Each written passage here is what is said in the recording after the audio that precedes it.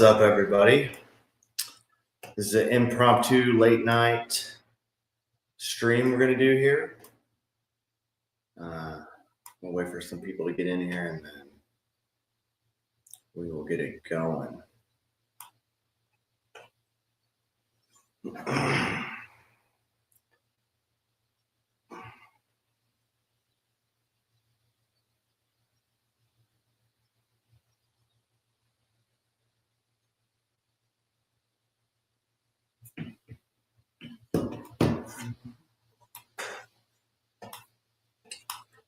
Let's see.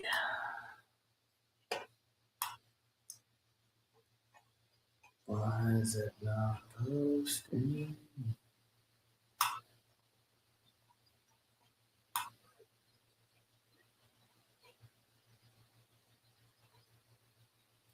It is saying live. It sure is. We're waiting on some people. It's impromptu. This was not planned. There may have been some alcohol involved. We're just going to go with it. Let's see. Why is it not? There it is.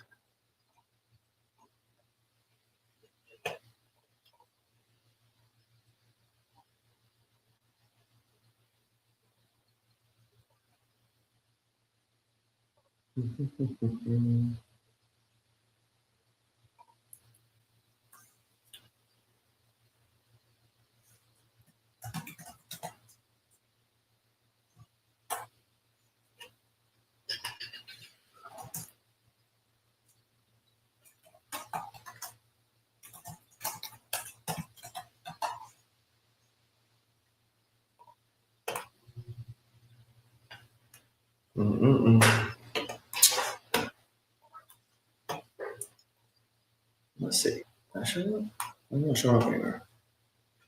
There you go. What's up? TX Mother Bird. What's up? I was bored, and I feel like there's some stuff we need to talk about. So I was like, let's go live. Let's get a few people in here, and then we'll start talking about some stuff that matters. It's been a crazy couple of weeks. Can you hear me? Is everybody all right? I got a different setup tonight because I got a bunch of childrens in the house running around. So I set up in my trusty bar garage, as you can see. So you can see the double T behind you. Oh, I'm supposed to like position this right. See?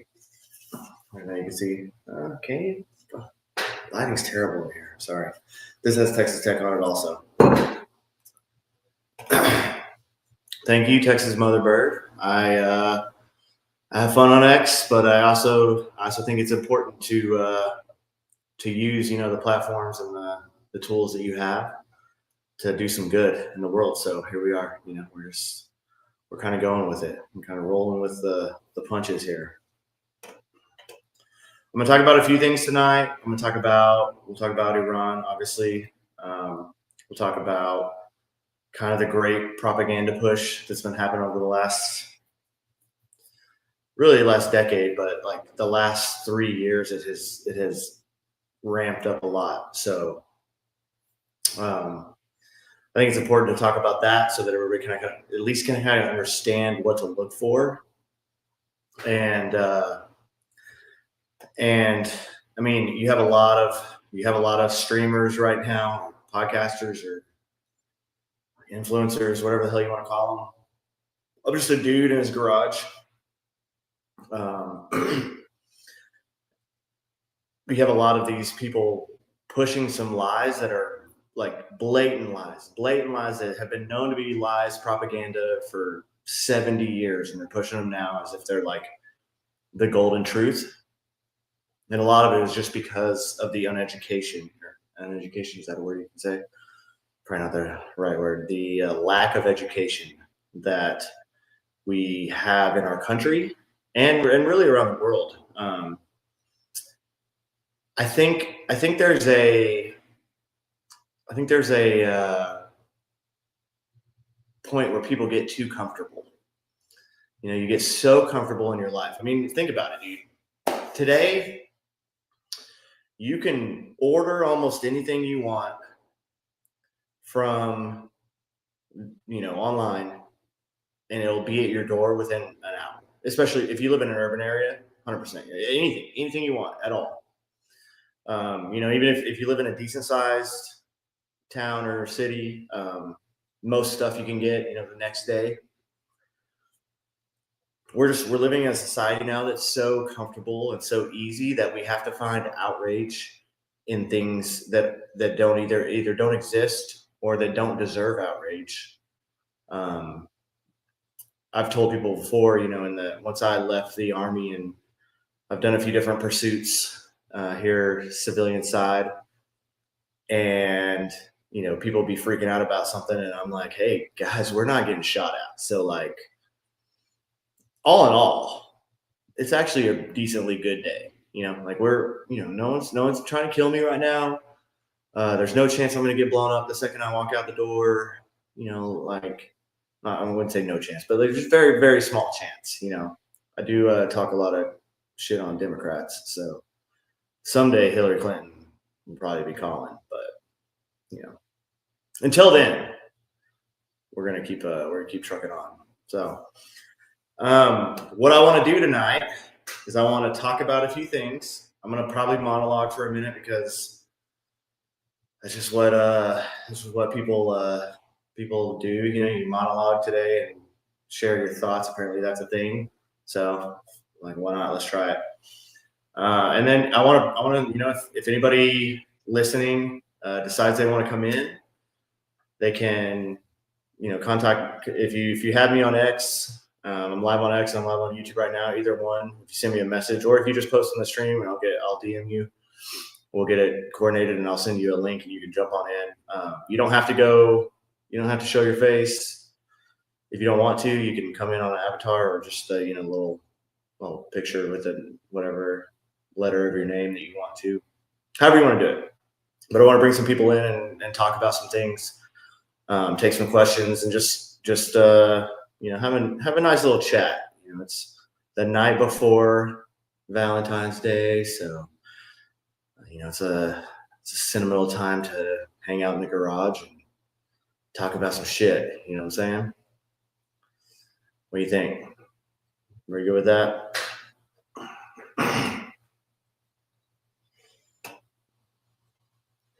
We'll say what's up to everybody that so far has commented. Natalie, what's up? How are you doing? Good Friday evening. Texas Mother again. How are you? Tina. I like the double name. That's awesome. Tina, how you doing? Eclectic journalist, how are you doing? Good. I watched your videos. Very, very, very interesting stuff. I was like, I'm gonna watch it until it gets to where she starts talking about my stuff. Because whatever. I was like, oh, I want to see what, or I'll skip ahead even if it's not good. But it was good, and so I actually watched. You're about an hour in. You go to talk about the NGO article I wrote on illegal immigration, and but the hour before that, very, very interesting and very. It's one of those things that people don't know a lot about. So definitely very good information. Hopefully some people will jump over and watch that. I'll probably link that. I'll link that in that video or that your YouTube link in here in a second. So people can go in that if they want to, because it was a really good video. So that's awesome. All right. Let's see who else we got. We got Tom McCoy. What up, bro? How you doing? All right. Eclectic is on YouTube. I'll share the link. I have to find it here in a second. Once I'm probably gonna monologue for a minute, but then I'll make sure I'll get her YouTube out and link that so you can see it. And really good information on there. A lot of stuff that people don't know, and a lot of like methods that people don't understand of how you're being manipulated by the media, by not just the media anymore. It's one of those things that what's up, No First? What's up, Vets Talking? It's one of those things that a lot of people just don't even realize, that the level of manipulation right now that's happening. You thought it was bad 10 years ago. The last three, four, really since October 7th, for some reason, kind of like launched it all off. The propaganda just started soaring from there. If you look back at the timelines to everything that was going on, you really, obviously the right's pretty united at that point. And then, October 7th happens, and then you start having your fracturing here and there, based off the propaganda that came from that. So there's lots of stuff that, we could talk about that all day long, and how insane it is. But right now, this was my life in the Army for the last 4 years that I was in, was strategic level planning, which was heavily involved with information operations and propaganda, and how nation states, insurgencies, resistance movements, whatever every level of government that you can think of, and then every level of an insurgency or a resistance movement you can think of, how to use IO effectively to build it into your plan, because everything is a military plan at this point. Even the military looks at it. There's even an acronym for it. It's called DIMEFIL. It's diplomatic information, military, economic, financial, intelligence, and you're testing. Y'all guys are testing. I'm testing myself a little bit, but I can't remember what the C is or the L is. Somebody throw it in here. Somebody knows it in there. Anyway, DIMEFIL. So it's a way to break down the center of gravity of a movement, a country, province, whatever you name it, whatever you want to call it. It's a way that you can break down what's important to that group of people, and then a way you can attack it. And this is military strategy at the highest levels, and this is not just U.S. doctrine either. This is high doctrine for all nation states. Everybody out there is playing the game now. Anybody with a little bit of money is jumping in, and part of the reason I wrote a bunch about Qatar, and I've done a lot of research on Qatar.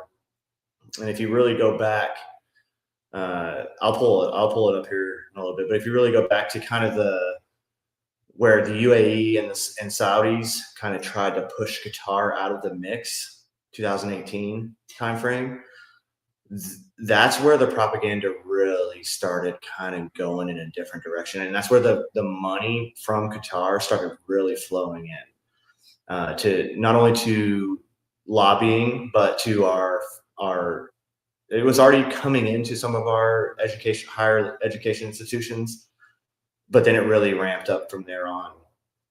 So you saw a big influx there after that kind of fiasco with the Gulf states kind of fighting between each other of who they were going to let into the little club and who they weren't. That's what's crazy, I like to think about the Islamic regimes or Islamists as a whole, that you can kind of really compare them to the left, to Democrats, to collectivists, if you want to, really broaden the term on it. But they do a lot of, they're always infighting, obviously.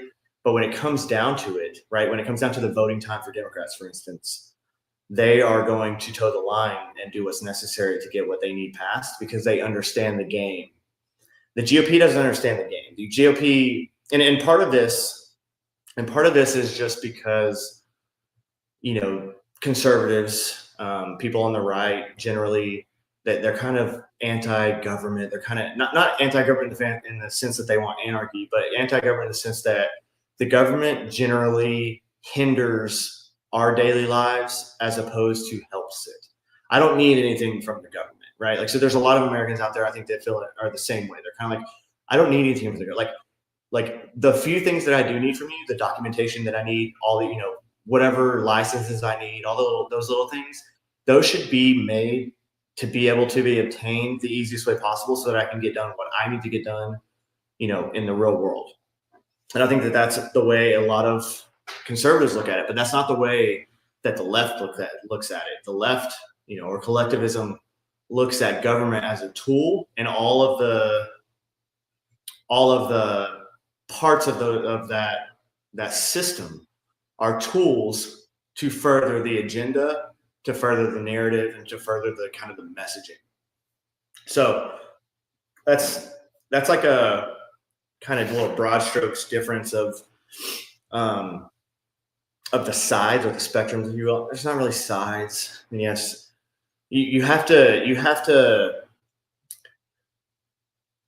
be able to discuss it in a way, and the spectrum is the easiest way to discuss it that most people are going to understand.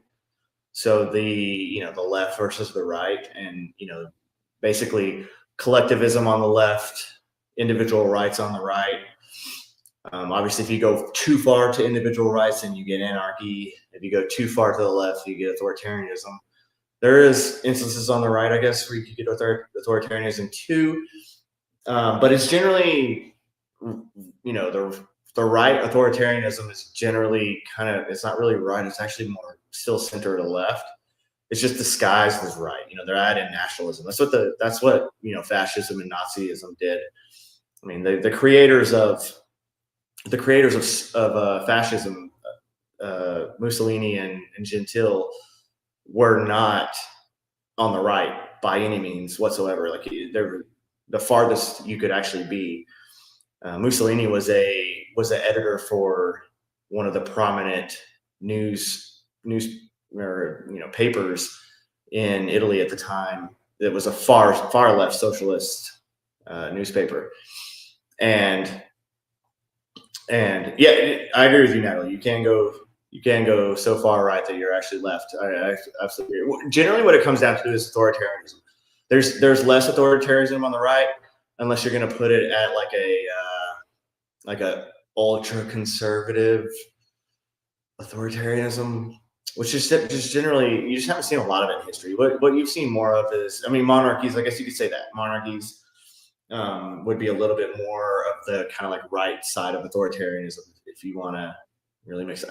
I don't love that, throwing it on that side, but I think it's at least you can kind of like visualize it in your mind that way.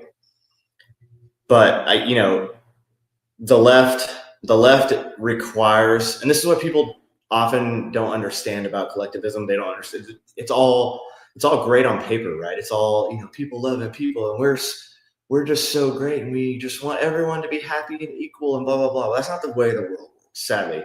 And that's not the way humanity works. Like, people don't care about other people. Some people do, right? But the majority of people don't give a shit about anybody else, and they don't care about there's a lot of people who don't even care about their own lives, much less anybody else's life, right? So why, you can't just like, everything's not altruistic, everything's not good. There's people that have ill intent out there. There's people that have self-serving purposes out there, for sure. And the left, or collectivism, right? So the collective, anytime you elevate a collective, whatever it is, whether it's a nation, whether it's race, whether it's class, class would be Marxism, race would be fascism. If you kind of race or nation, it would kind of be fascism. Whatever collective is elevated above the individual, that's the only really difference between all of the different collectivist ideologies. They'll all fight each other because their form of collectivism is better. Is the reason why Hitler killed other socialists and communists, right? Like, he didn't imprison them and execute them, or frame them for crimes, or sick the brown shirts after them while he was coming into power, because he didn't agree with them. It was because they didn't agree with him on everything that he wanted. Mao, China, same thing, right? Mao had his vision of how to change China from an agrarian society to an industrial society, and nothing else really mattered to him other than that. So moving the country into communism to the point where, and then if you go through Mao's the first 5-year plan, second 5-year plan, which is the Great Leap Forward. I mean, millions of people died, millions and millions starved to death. It was the same kind of thing that Stalin did in Soviet Russia when he took power. Is they collectivized all the farms and they sold acquired all of the grain, or took all of the grain, all the crops, everything that was being grown, even the seed crops at one point, which really decimated the entire, they did that in Ukraine, and millions of people died of starvation just because they couldn't even feed themselves. So they take the individual rights, and the individual right doesn't actually matter anymore. Only the collective matters. And when only the collective matters, then it doesn't matter how many people die, because collectively you're still there. That's the way they look at it. And so that's kind of the difference. And that's why it's so important, I think, to discuss individual rights and what the Constitution, the U.S. Constitution was built on, and why it's important. So millions and millions of people. I mean, Mao, best estimates are 60 to 80 million, but they're so I used to teach I did my research paper, and then I taught my class when I was in the Army on Mao and on the Chinese Revolution. And the best estimates are 60 to 80 million died under Mao from when the revolution started until his death, which is a staggering amount of people. But it was likely more than that. I mean, there's so many that there are, there's a few different books you can read, but of people that kind of survived and escaped. But there were so many dead, they couldn't bury them all. There was nowhere to put everybody. And this is what's it's insane and it's terrible.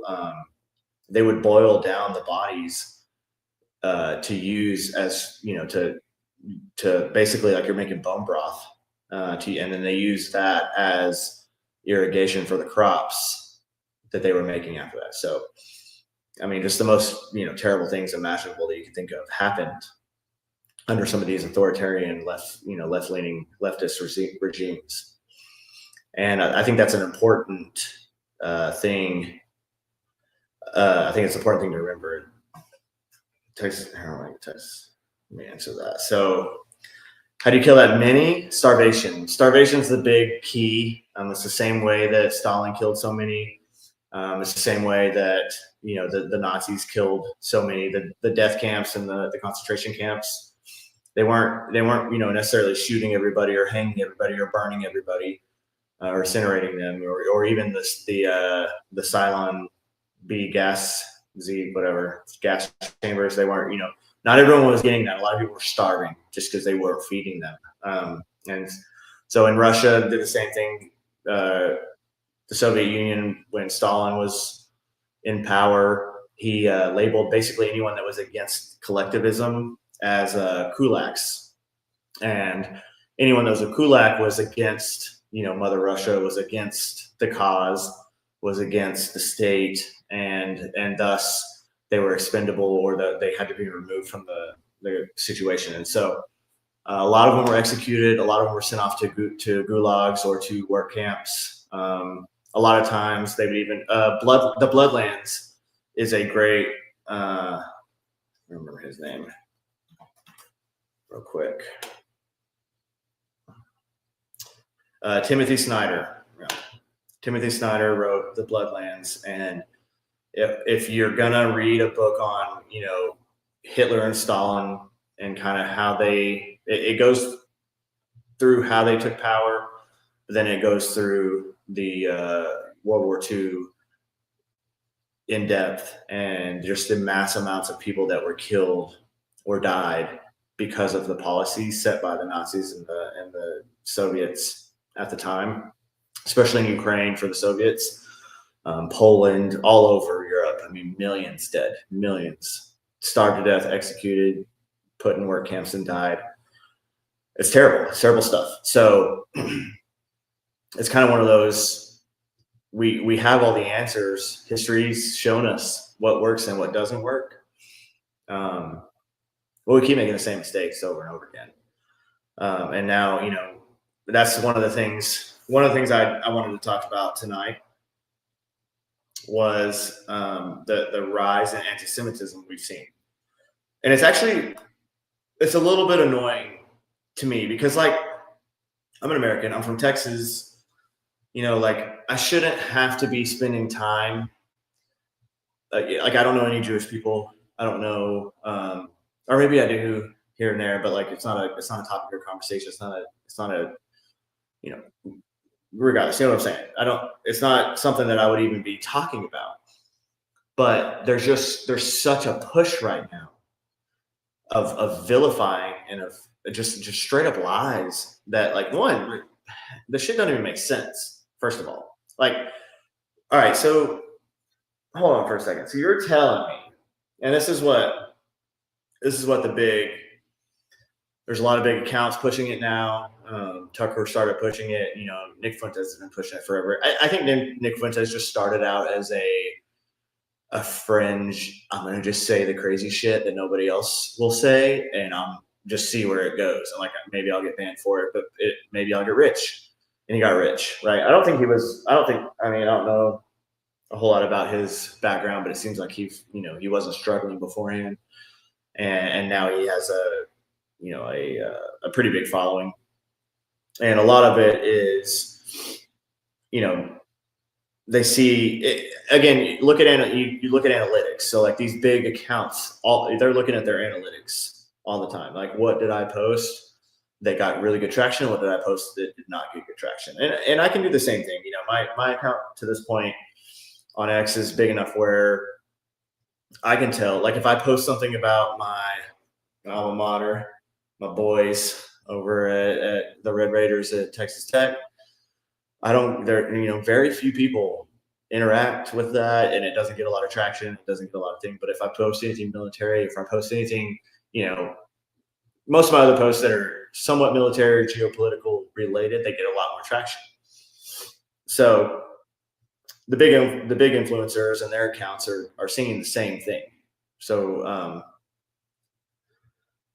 yeah, hey, just we're just gonna go with it. All right, this was an impromptu space. I'm responding to. I'm not the best at this whole streaming thing. Oh dang, way to bite off a huge topic. Yeah.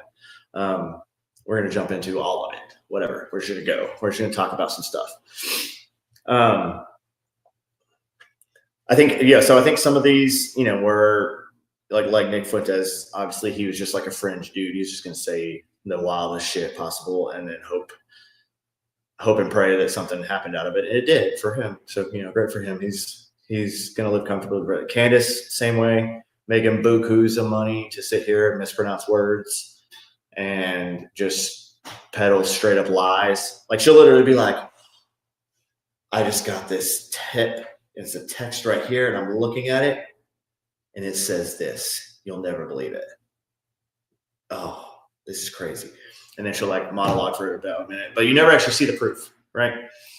So that's kind of like the stick now that's happening. There's a lot of this going on. There's these influencers that are, they're just asking questions, and they're like, I don't know. This is back to Candace. I don't know, but I know. That kind of thing. Like, that you can be with about anything. Like, I don't know exactly what happened with 9/11, but I know. Like, you don't fucking know, dude. You don't know what you're talking about. You're making stuff up. And are there inconsistencies, and are there things that like the feds are never going to tell us? Absolutely, right? Like, I mean, just think about it for a second. Do you think that the United States government is going to be 100% forthcoming with every piece of information they ever get? No, because we're not the only people that consume that information. Other nations consume that information, right? Like, there's always someone trying to gain something from somebody else. It's like the whole, and this is another thing everyone talks about. They're like, they spied on it, like Israel spied on us, and we're like, like, dude, we spy on everybody. Everybody spies on everybody. Like everybody, we have intelligence communities literally to spy on everybody. That's the whole point of them. Everybody has them. It's not like, everybody, any country that's worth anything has an intelligence community that like works to gather them intelligence so that they're not left in the dark, or they're not the country that's left out, or they're not the country that didn't see something coming, or whatever it may be. And so you just have this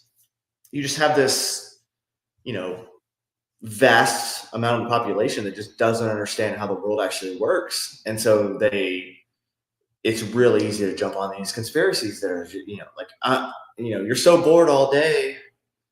There's not a lot of there's obviously there's stuff on the news all the time that's like something's crazy is going on, but like, what can you get involved in? Like, you can get involved with Candace's streams. Like, you can get involved every day. She's gonna come on there and she's gonna say some crazy shit, and you're gonna be like, oh my god, she just said this.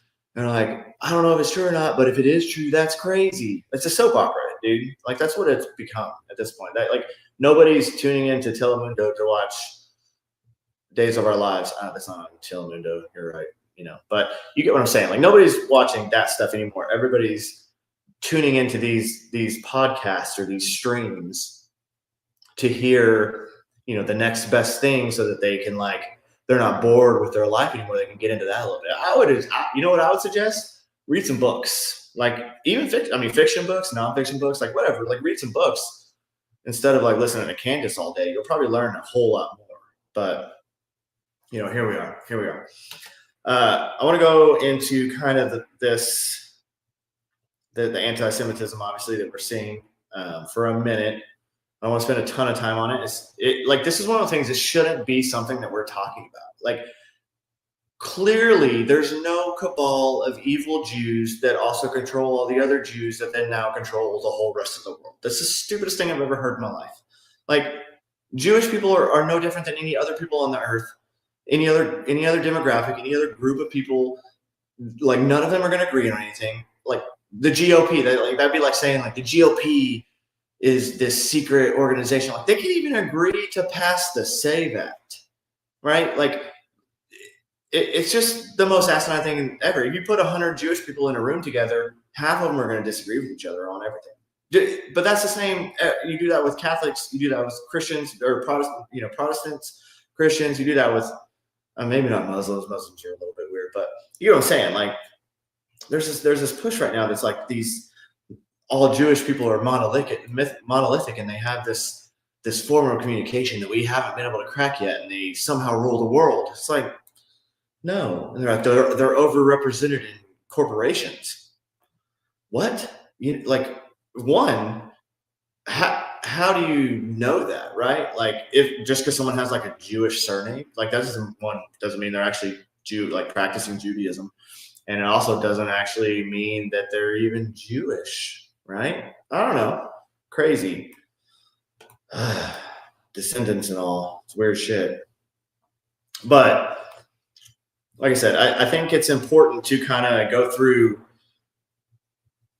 some of the stuff we're seeing today. And the real thing that's weird is that this big anti-Zionist push all of a sudden, like this started after October 7th, after Israel actually responded. Which, by the way, you want to talk about the war in Gaza. You want to talk about everything that happened there. My criticism of Israel with the war in Gaza is that they were too cautious, far too cautious, and they allowed the Palestinian, or they allowed Hamas and to continue with their foothold, and to continue protracting the war because of the hostages. Now, I get it. You want to get the hostages back. I mean, that is the ultimate goal. But sometimes prolonging that just makes it even harder to get them back. There's a window. It's the same kind of thing if you think about, someone was kidnapped, in the United States or in whatever country. Someone was kidnapped. You have a window to get them back alive and unharmed, and it's not a lot of time, right? There's a clock ticking on that. And I think Israel with Gaza, knew that the propaganda and the IO, the information operations against them, were going to be insane. And so they were trying to mitigate that as well as they could. And everyone's going to be like, oh, the whole, Gaza City's destroyed. Yes. Do you understand? All right. So let's talk about Gaza City for a second. Gaza City, for 20 years, all of the aid, all the money, everything they got from humanitarian aid, from all the different stuff, from all the coalition forces, from all the whole world, they sent them money, sent them supplies, sent them everything. Hamas took all of that and literally engineered a city inside of Gaza that was the most booby-trapped, the most structured for war, and a city made to withstand a siege. They built tunnels under almost every building in Gaza City. I mean, the tunnel network there is insane. John Spencer has a whole thing on it. If you don't follow him on X. He has great stuff, and he has links on his profile. You can see to go to some of the research he's done and his organization has done, and they mapped the tunnels. They dealt with all the different tunnels that were happening in Gaza.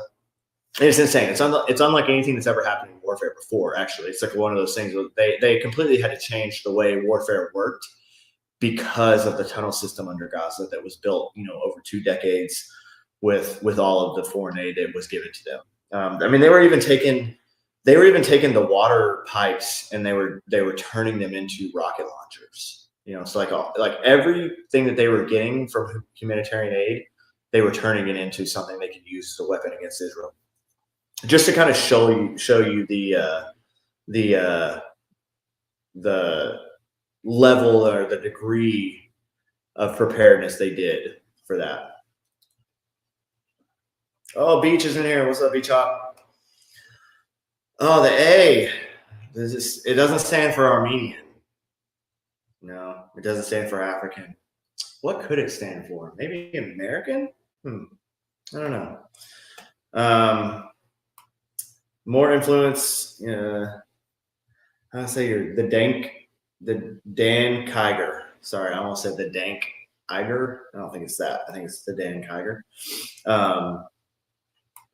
More influence than China and Islamic monarchies. What was that? Maybe I missed that. Is there something else we're talking about? Like I said when I started the stream, guys, if anyone wants to actually come in and chat and ask some questions or just like generally chat about something, let me know and I'll send you a link. You can come on in.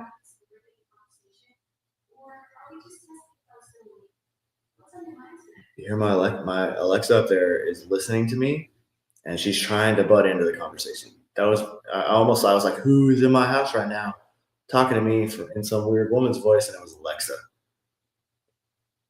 Stop listening, Alexa. Yeah, if you want to come in and chat, let's do it. I'll be up for a little while. It's one of them nights. Yes, Beach. Gaza City was a fortress. Literally murder holes in every building, tunnels in every building, booby traps, hidden rooms, everything you could think of was built into Gaza City, to the point where the only option that the IDF had was to destroy buildings as they moved along their phase lines. There's no, again, this is a military problem. This is the other thing that I get frustrated with. Like Gaza was a military problem, okay? And obviously, military commanders are going to be in charge of the solution to that problem. There's no organized military commander. I don't know. Maybe there is in certain, maybe the Nazis, maybe certain evil people here and there. But like military commanders are going to try to achieve their mission with the lowest risk to their men, the lowest risk to their mission, and the lowest risk to civilian casualties. Because at the end of the day, we're not here. None of us are here to kill civilians. What does that gain? What does it gain us? It turns the population against you. It creates obstacles from humanitarian and from a whole other aspects. Like there's no one's just going in and wanting to kill everybody in sight, right? Because especially today, there's phones everywhere, there's video everywhere. Like, you know, it's not one of those things that, there's not just like there's no protocols from the IDF where they were just like, we're just gonna kill anybody that walks like that. Like, they did roof knockers, they did bombs, like literally. And if people don't know this, which is crazy to me, they're the only country that I know that's ever even done this. The United States has absolutely never done this, at least not any doctrinally that I've ever been able to find or know about.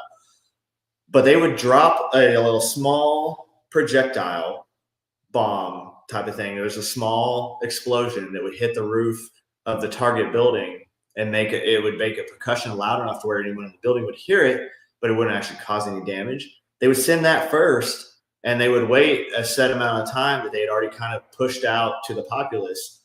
Like, if you hear this, like, get out of this building because this building's about to blow up.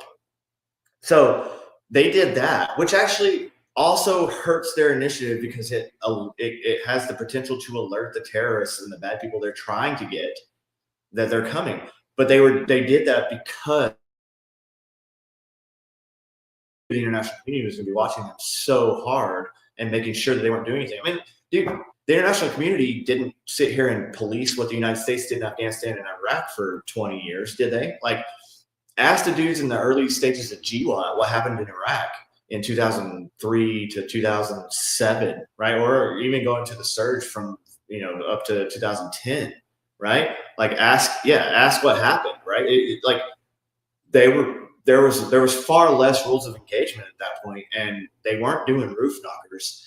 And if a building or people were positively identified as being bad guys, they were taken out. And there was a little question on what, after what happened after that point.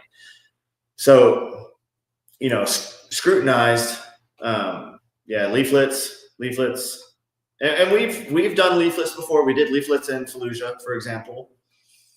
We kind of let Fallujah know that, hey, anybody that remains in this city is going to be considered an enemy combatant.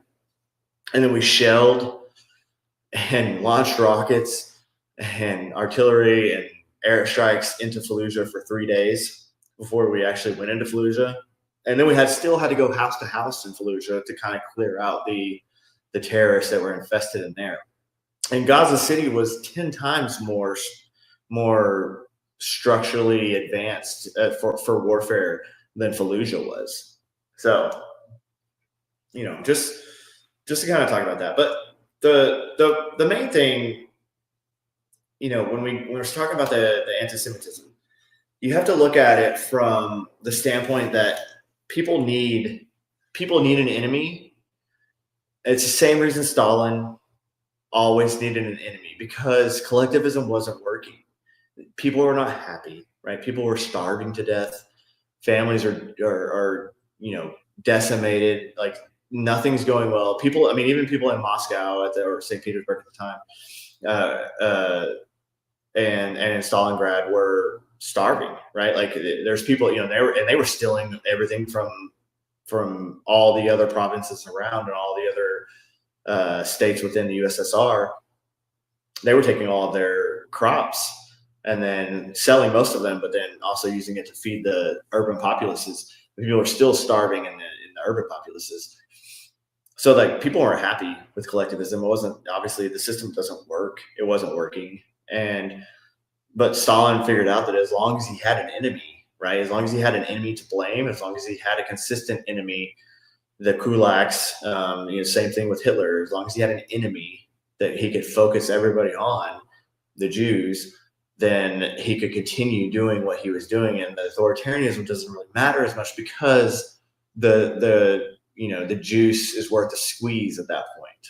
And that's kind of the same thing that we're seeing today. We're seeing, we're seeing propaganda being brought back up, from 70 years ago, from the Nazis and from early Soviets, everyone, all this stuff, that's all propaganda that was created back then to vilify the Jews so that the Nazis could use that, so that the Soviets could use that. And the whole, like, Bolsheviks were Jews and the Nazis were all actually Jews. Like, this is the stupidest thing I've ever heard. Like, the Nazis were Jews. They killed themselves because they hated themselves. Like, guys, like, do we really have to, like, do I have to, like, sit you down and be like, stop being the dumbest person alive? The Nazis were not Jews. The Nazis were white supremacists that were democratic socialists, that were fascists, that were racists, and that killed millions and millions of people, not just Jews, killed Christians, they killed other races of people, all kinds of stuff. Right? There, lots of people died under the Nazi regime. More people died under Stalin's Soviet Russia, and more people died under Mao. But you know, the king of it all is still Islam. Islam still has the number one death count. I think it's somewhere around 300 million at this point. So, you know, it's one of those things. You just, like, it's been happening for so long. Like, how do people not know this? And it comes down to just being ignorant about history. Like, people don't know that Turkey was once, you know, not Turkey, right? It was the Ottoman Empire. Before that, it was the Byzantine Empire, you know, which was a Greek, you know, Anatolia Greek state, conglomeration of states. The same Greeks, you know, that Alexander the Great came from, that conquered, you know, most of the Levant, northern Africa, and most of Persia. And then, you know, there was obviously heavy Greek and Hellenistic influence moving through history from there. And then it all really stopped when Islam, you know, 7th century Islam started conquering. And then, you know, within 700 years from there, they had conquered most, all the way up to, I mean, all the way into Europe, almost all the way to Italy. So it's just the problem is that, yeah, Islam's 100% number one beach, but the problem is just people don't know history, so they don't understand, you know, that any of that actually happened. They don't understand that there was even civilizations there beforehand. A lot of people, you know, what's surprising me, like, which was insane to me, is that a lot of people think that Islam is an older religion than Christianity. And I'm like, Braham, like, no, dude, like Muhammad was a warlord who saw, he wasn't even actually a warlord to begin. He was like the nephew of a warlord, and he ended up like skirting in and then taking some power. But he saw the power that religion had, you know, Christianity, and then some other religions that he witnessed. He saw the power they had over the populace. And he realized that there's a way he could, you know, create a movement that would gain him more power and you know, unite his people together, if you want to call it that. And then, you know, Islam's born from there and kind of moved on. But it's one of those things that if you don't understand history, then it's really easy to believe all of these lies, you know, that like are being pushed today, because you wouldn't actually know any better if you didn't understand the history of what happened in the first place. So that's obviously a big problem with our society right now. Somebody riding a 4-wheeler out there right now at 11 o'clock at night. Good for you, bro. You're doing it. All right. I'm monologue for a while. Let's see. Anybody want to come in and chat? Anybody? You don't have to. Again, you don't have to come on video. I'll send you a link, and you can come in. You come in under avatar, chat about some stuff. Let me go and see if we got any questions in here.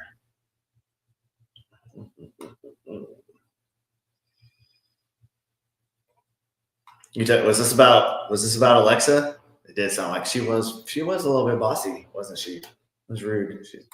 I'm talking about you, listening to my conversations. There's no privacy anymore if you haven't resigned yourself to that. The only way to be completely private is if you like go off the grid completely, like no longer have electronics around you. That's the only way.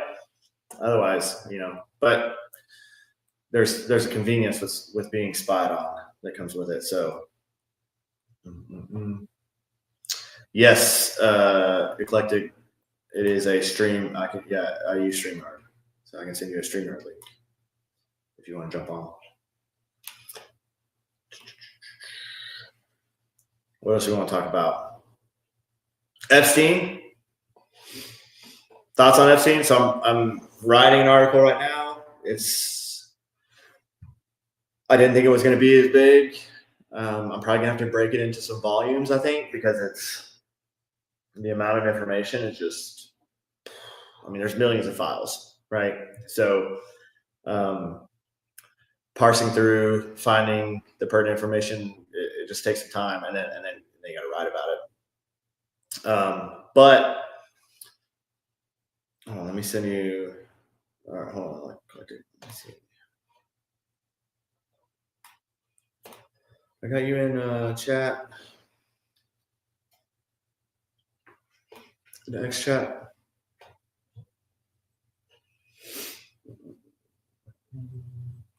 Send me a DM in X real quick. That'll be the easiest way for me to get it to you because I don't. Oops. Let's see. Copy.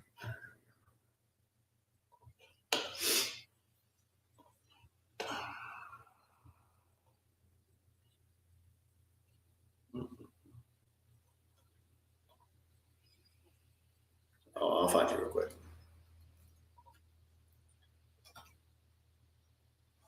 There you go. All right. I'm gonna send you the link right now. Jump on in.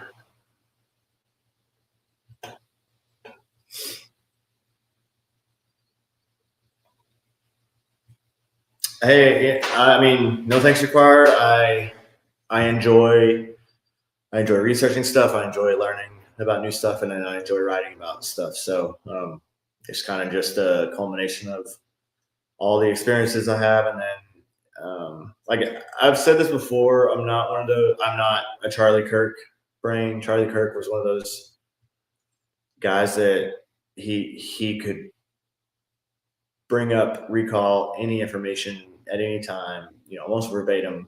One of those just brilliant human beings that there's just not a whole lot of. I can't do that, but what I can do is I've learned enough about history, and I know enough about a lot of things that there she is right there, that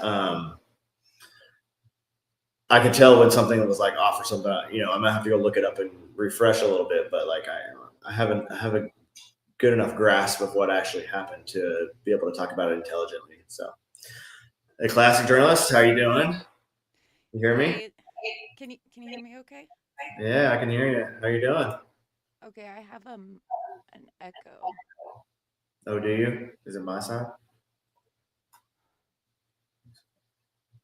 Um I don't like using the headphones. People like putting the headphones on for their things. I know it can help, but I hate it. yeah, I have monitor headphones on. I don't let's if you go to your mic settings, um there might be an echo cancellation button. How about when I'm not talking, I'll just mute. Did you hear it while I muted a second ago? Did you hear it during that? I hear it when I do it. Can you hear me now? Yeah, I could hear you perfect there. Okay, I don't hear the echo anymore.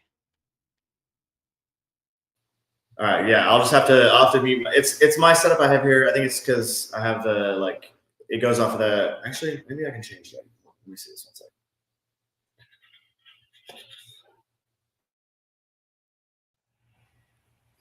Here, try to talk now. See if you have the echo now. Okay. Talking. No, I don't hear it.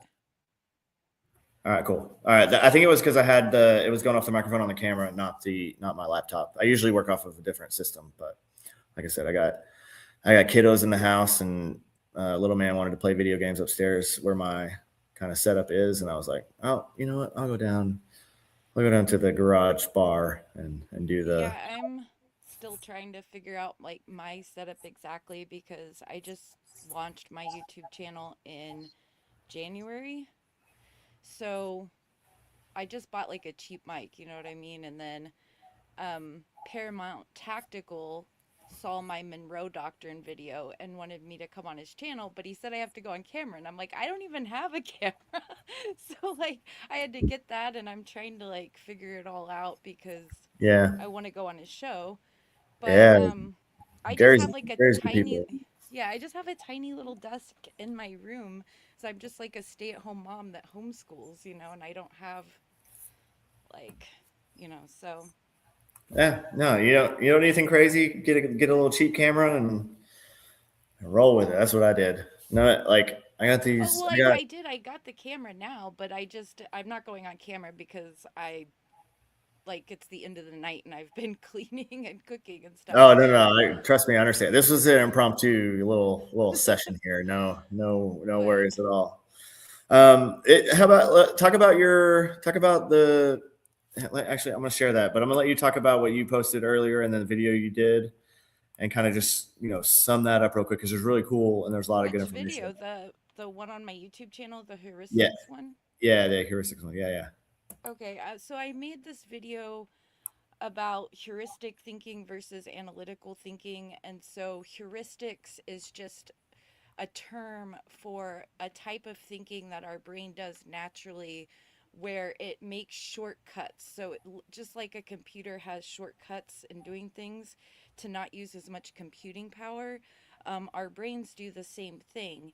And it's sort of just like a natural state of thinking. And the reason why we have that is because, like, if you're in the woods and you hear something, big fall behind you and it's dark, you don't have time to sit there and analytically think, oh, well, could it have been like that boulder over there that I saw earlier and maybe the wind? No, you have to like act really quick and run from danger. So that's how heuristics kind of developed in with our brains, and we just use them all day long for everything basically. But when you have really big issues going on in your life, like financial decisions, um, political decisions, things that are really important, you actually have to go beyond just heuristics thinking. So when you see, like, for example, something on X, you're you will first have a heuristic shortcut type thinking that will go off a gut feeling, an emotional feeling,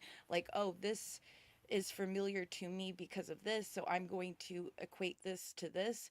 And that is actually very dangerous in the world that we live in now, where we're being preyed upon with so many psychological operations that are even past like just military or government. At this point, there's so many factions that are working on us that and so you actually have to, with in those type of situations, you have to first do your heuristic thinking, like, this makes me feel a certain way, and then you have to start breaking it down and analyzing it, and that's called analytical thinking, where you look at facts, evidence, logic and stuff like that, and like use reasoning. And it is harder and it takes more work and it can be, rough, and so people avoid it. And I think that's a huge problem with what we're seeing um, today. So I made the video. Then at the end of the video, I did like like a little funny kind of example of how I analyze a situation, and I use the ice, the rage debacle going on Mm-hmm. um to to explain, like, sort of how I thought my thought process went over, you know various weeks. And I started with the Somali fraud because that's sort of Right. what happened. Well, actually, I went back to, like, everybody was being kind of calm, including the left. Then um like, so I was kind of like, that's weird. I noticed that, like, after Donald Trump got elected, nobody really freaked out too much. Like, they had a couple, like, no kings protests, like, but nothing was Yeah. crazy, right? So yeah. And so I was thinking, okay, maybe they've, like, realized it's not a good look and they've chilled out a little bit or whatever. But then came the CRA, the continuing resolution bill, Mm-hmm. and it the Democrats started throwing a big hissy fit, and I'm like, okay, here it comes. And then on Twitter, I just started seeing all this stuff, all this, like, heuristic, like, you know playing on your emotion stuff, like, oh, the ballroom, and like, as if Mhm. nobody cared about that East Wing. Right. Like, And he funded it himself too. So like it doesn't even actually matter. Right. I It know, wasn't, but they were like, this is the president's wife, Roosevelt had her offices in there, and like, yeah. Well, but they didn't say a word about Obama's like being one of the most expensive library, setup that any president's ever had. They didn't say anything about that. well, And and taxable. also all presidents have like renovated and done stuff Oh to yeah. the White House. Oh yeah. So many of them. That was a good point though, to go back to, um, there wasn't a big reaction from the left when Trump won. And I think it was because they saddled themselves with literally the two dumbest people alive. One of them actually dumb because of a medical condition, because he's old and he was senile, and then the other, just Kamala Harris, is just like, literally, she's just one of the stupidest people alive. Like, and she's probably either intoxicated or on pills half the time too. Yeah. So, it's like, so I think the Democrat Party realized, like, hey, we're running the bottom end of the barrel here, and we're probably going to end up losing. And then after the Butler shooting, really, when that happened, I was like, Trump. There's no way Trump loses after that. Um, but I think when Biden dropped out, and then Kamala, kind of the whole coup that took place there, which was another thing too. Most people don't kind of realize. Again, this is all just my thoughts on it all. But I think they pushed Joe Biden out. I think Joe Biden would have moments of lucidity here and there. I think most of the time he was still, I think they shot him up with his drugs and he'd be okay for a little while. And then he dropped back into the I need ice cream Alzheimer's stage. But I think he still had, moments of lucidity. And I think when they ultimately decided after that debate, which, like, again, too, Trump Trump's not a good debater. Like, anyone who's fairly intelligent and has any experience debating would probably beat Trump in a debate, just because Trump's Trump. Like it's not, we're not going to pretend that, like, I'm not saying Trump's not intelligent. He's just not a good debater. He's all over the place. When he does speeches, he's all over the place, which is He's not fine. very So good at explaining anything either. right. Like, it's hilarious. Yeah, he's redundant when there's no reason to be redundant. Like all the things that Trump is. He's Trump. Again, I don't disagree with some of the way he's governed. I obviously disagree with certain things that he's done here and there. Whatever. We could talk about that all day long. But Trump's not a great debater. So when Joe Biden got destroyed in that debate, right? Like, and the Democratic Party just like panicked, like, holy crap, like this is bad. He like, Trump is Trump, but Biden looked like he was an Alzheimer's patient. Like, he looked like he had full blown dementia, and like half the time had no idea what was actually going on. And so panic mode set in, and they realized, like, from that moment on, they realized they're not winning this election. There's no reason to like do anything crazy. We'll throw Kamala in there. Like, she's gonna crash and burn the second she gets in front of a camera that isn't, scripted and doesn't have, set questions. This is why you saw some of those interviews later on. Like, she did decent in the debate against Trump, again, because Trump is not a great debater, and she Yeah, knew all the questions. basically what you're saying is that they ran her because they didn't want to waste the good capital on this run. 100%, and they could use all of the money they'd already raised for Joe for her. Like, she was on, her name was on all the campaign finance stuff that Joe's was. So super easy to just transfer it over to her legally. They didn't lose any of that money. So they knew it's a losing ticket, right? Like there's no, like, and then why else would you pick Tim Walz, right? Like, nobody's going to pick Tim Walz. Of all of the people that they had on the Democratic Party side that they could have picked, they pick him. And it's because they were like, this is a throwaway. Like, if something crazy happens and we end up winning, like, then whatever, we'll deal with it. Like, they can both be controlled. But this is that we're not throwing any more eggs in this basket. We're going to let it roll how it is. And so that's why when Trump won, I believe there wasn't a big left response out of this, because they already knew it was going to happen, and they already had the plans in place to combat things later on in Trump's presidency, and not the actual election, because there's another thing too. Like we've seen some information come out about the election, some election fraud issues in some certain states. The hundreds of thousands of voters that weren't actually voters. Like lots of stuff here and there now that's actually come out.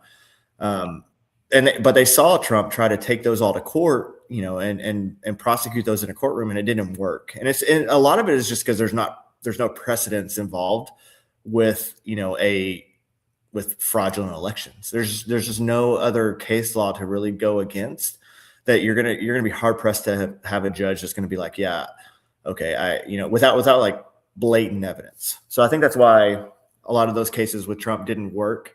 And then the left saw that and they're like, hey, like we're not going to combat this election that way either, because it's not going to work.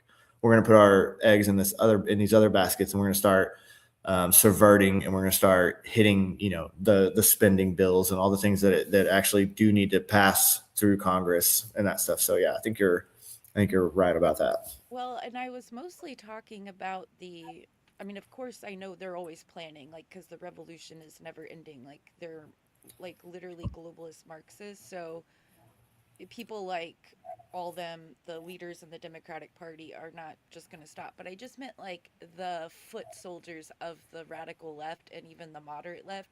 They were all just really quiet. You know what I mean? Well, I think they feed off the media and the influencers' receptions to things almost more, right? Like they're waiting for the catalyst that's going to launch them, so these ICE protests we're seeing, a lot of people in some of these areas, and even people that don't live there, right? They were waiting for a moment Oh to yeah, get activated, yeah. Like I totally believe, and I'm gonna be making like a video on this. And but as I started researching this, it became so crazy. But I actually believe that there is a color revolution being Oh, perpetrated on the United States through like the CIA networks. Like, because there's factions. So when I say CIA, I don't mean like the whole entire thing. I just mean like the factions that do that type of stuff, um, for whatever reason, because all they had to do, because there was already the Marxist overtone like that infiltrated into the left, through the universities and stuff, and that's been going on for a while. So all they had to do was piggyback on those people when Donald Trump became president. And of course they can't like, I don't think they actually think they're going to like overthrow the president, but I just think they want to cause so many problems that he can't get anything done. You know what I mean? And yeah. can't Oh like no. look into them and their friends Yeah. and all that. Um so I think that a lot of these, because these groups, they act in the exact same way. If you study color revolutions overseas, they do almost the exact same thing. And then and what they do is they have all these like little network groups that are like into like one thing, but it can all be brought together. So then they can, when something happens in a country, they have it all ready to go, and they get all the networks together, and then it looks like this big massive uproar in the streets because there's all these different action groups on the left that are into like this and this and this, and they just combine them all, you know. Mm-hmm. And Oh yeah. No, I agree with you. There is 100% cover. So I did a article about um, the blatant parts of the color revolution. You can oh see. cool. I will. When was that? I just pulled December? this up. It's on my Substack. It's the six vets of video and a whiff of revolution. Okay. Um, and so this really goes through kind of how what like doctrinally, both from a intelligence community standpoint and from a military standpoint of like how a color revolution. I don't know why I can't say that word tonight. Color revolution is going to unfold, and then it goes through. So like some key things about this are how they unfold, the video that use it. So like the institutions that they attack, the pillars of society that they attack. That's all, color revolutions are about destabilizing a society by attacking the pillars. So the military, the police, the economic, The so on and so. institutions, Yeah. like the Yes. culture, the Exactly. institutions, the family, Yep. all the structures that make up a society, they subvert it. Exactly. Exactly. And then they do that by bringing in people that are the key. They're the key people, and for this, that's why they use these specific people that, and they all had either military backgrounds or intelligence community backgrounds, or law backgrounds, and they brought all of those six. There was what, two senators and four representatives together, made that video, and they brought that as kind of what was supposed to be a catalyst. So that video was supposed to be a catalyst to take down one of our pillars, which would have been the military, right? So What what they were, video? What was the video? so the video they did on November 18th. Do you remember when they posted that, that all of our soldiers, or all of our military, should disobey unlawful orders? And, Oh, remember okay. that? So here's the thing. I was really into politics for like a really long time, and then got I took like a 2 year hiatus into the true crime community and got all wrapped up into the free Karen Reed movement, which was wild, and like a bunch of really crazy stuff happened to me. But I sort of came out of that, and I was keeping up with politics just peripherally, so I did hear about that, but I never watched the video. And then um it's sort of funny. That's why my first video, because one of my friends was like, I always liked it when you called into Blah Blah show because you always had such interesting things to say. And she kept saying I should make a YouTube channel. Well, when I sort of came out of the Karen Reed movement, because like all I ever did was watch Karen Reed content and then other just random true crime stuff. But I learned a lot because I watched trials like all day long and stuff. So that's how I know a lot about trials now and how the trial system works. But um yeah, so but when I came out, like one of the first political things I watched because it popped up in my feed and I was like, "Oh, interesting," was the Tucker Carlson Ted Cruz interview. And I was like, "What is going on?" Like I was so confused. And I have like a little bit like I guess like I would say, because just from listening to you and seeing what you post, I think I have a little bit more farther right tinge to me on foreign policy anyway.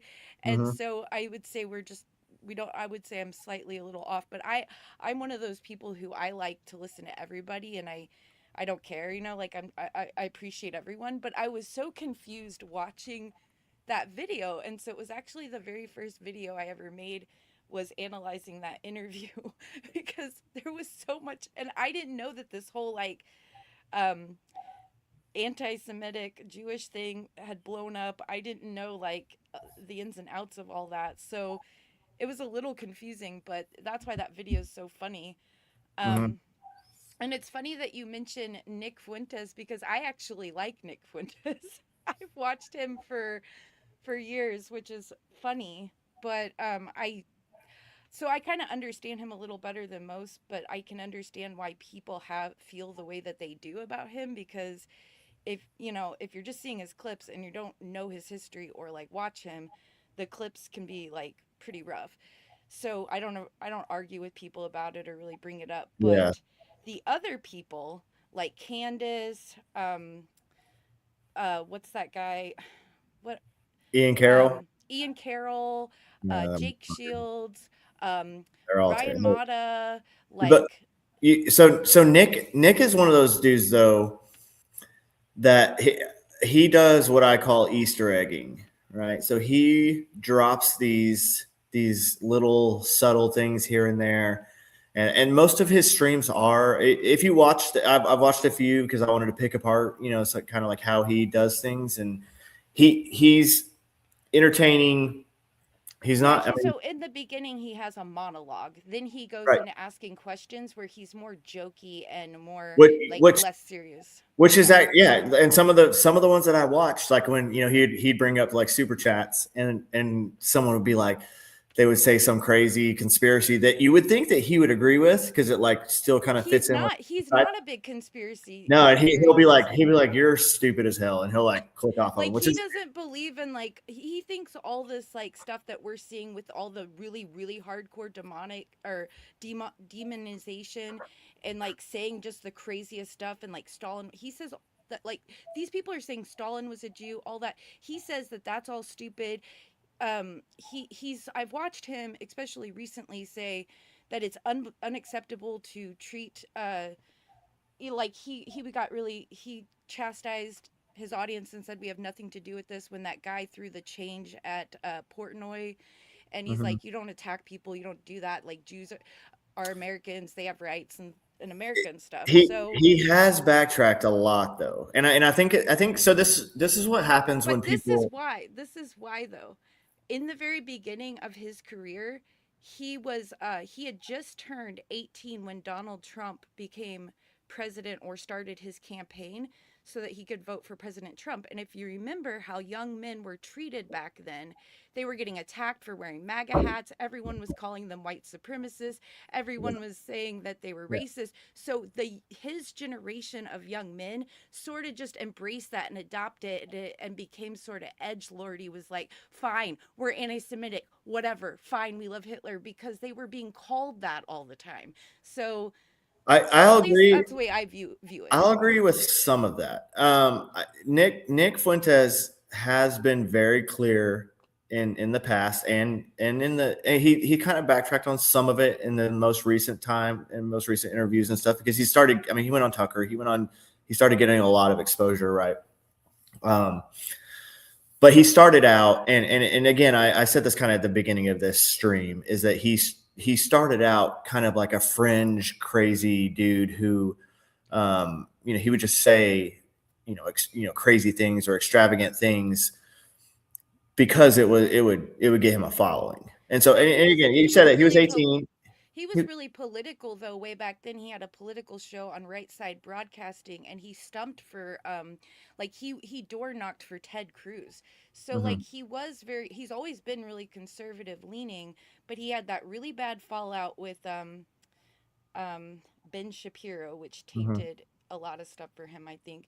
And then remember back then during that time period was when they started pushing, I don't know who these people were, and I'm sure he fell into it, I'm not for sure, but I imagine he being young he probably fell into this because I saw a lot of people.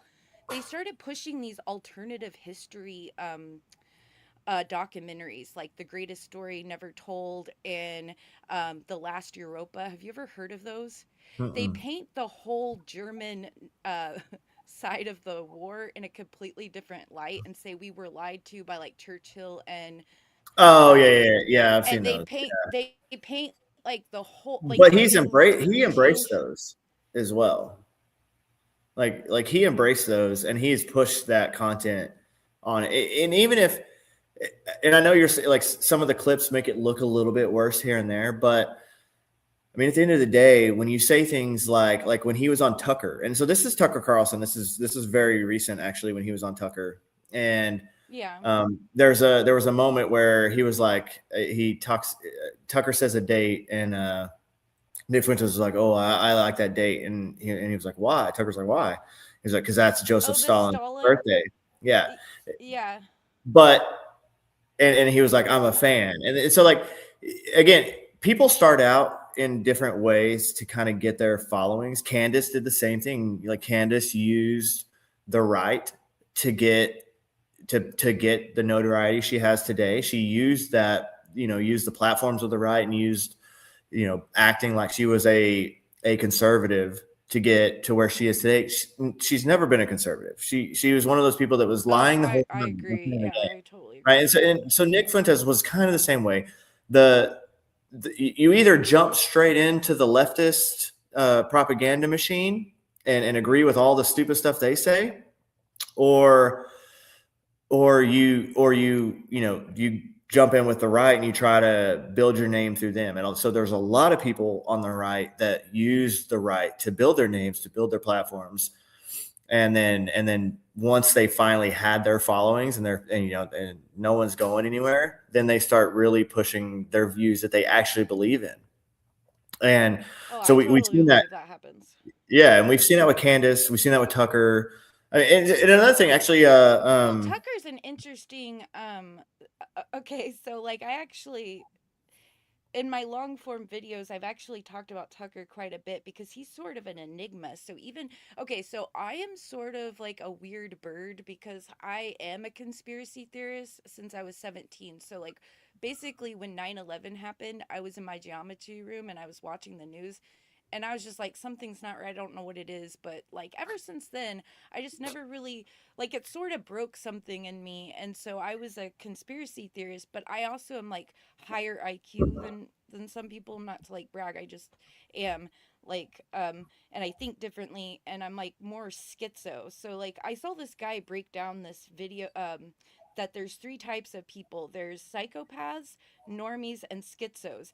And he was saying that the problem is like all we have in governments or in control of things are either psychopaths or normies, and we need to have more schizos because we see things like differently, like we notice different patterns and stuff when people are like when something's just off, and we might not always be right. So conspiracy theorists might not always be right, but they're like on to something. But then lately, and I don't know if it's because just a bunch of new people came into the conspiracy world since Charlie Kirk was shot, but like I've never seen anything like this before, like where people are being so weird. They're not thinking, they're just seeing something on Twitter and just extrapolating into like this whole yeah, scenario that and it's like it's it's been happening. It's been happening since before Charlie Kirk. But yeah, I get what you're saying. And well, also one of the things that people don't understand, like Charlie Kirk, he was the anchor for the right. glue. Yeah. Right, like he was the anchor. Like he was where if anything crazy was about to come from the right, what he said about it or how he felt about it would really either push that forward or end that part of the movement, right? And so that's how powerful he was on the right. And his But Tucker, okay, so Tucker back before all this stuff, I've always had a weird feeling about Tucker, and I've always said he's some kind of an intelligence faction. And if you would watch him his throughout yeah, his his dad's career, CIA. yeah, I know. I put that in one of my videos. If you watch him throughout his career, he goes to other countries to interview quotation marks like powerful people, and then as soon as he leaves like crazy shit happens, like he went and Right. he was doing that whole Middle Eastern tour, and then he went and um interviewed that guy that became president of Argentina, Malay, and Mm-hmm. that interview got millions and millions of views, which basically probably helped him get elected, right?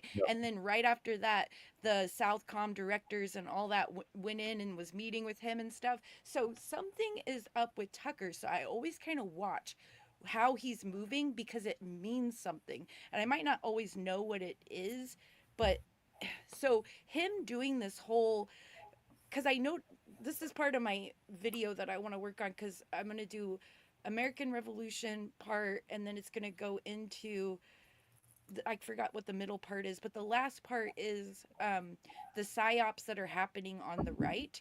And so when I started looking into that, I found like just all this crazy stuff.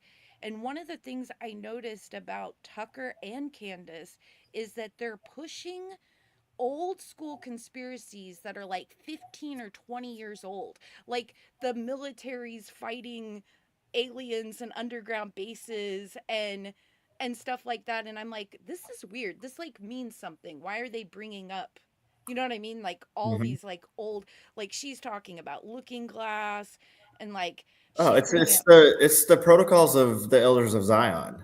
So most of the conspiracy world today, like the anti-Semitism against Jews today, comes from the protocols of the elders of Zion, which was a anti-Semitic.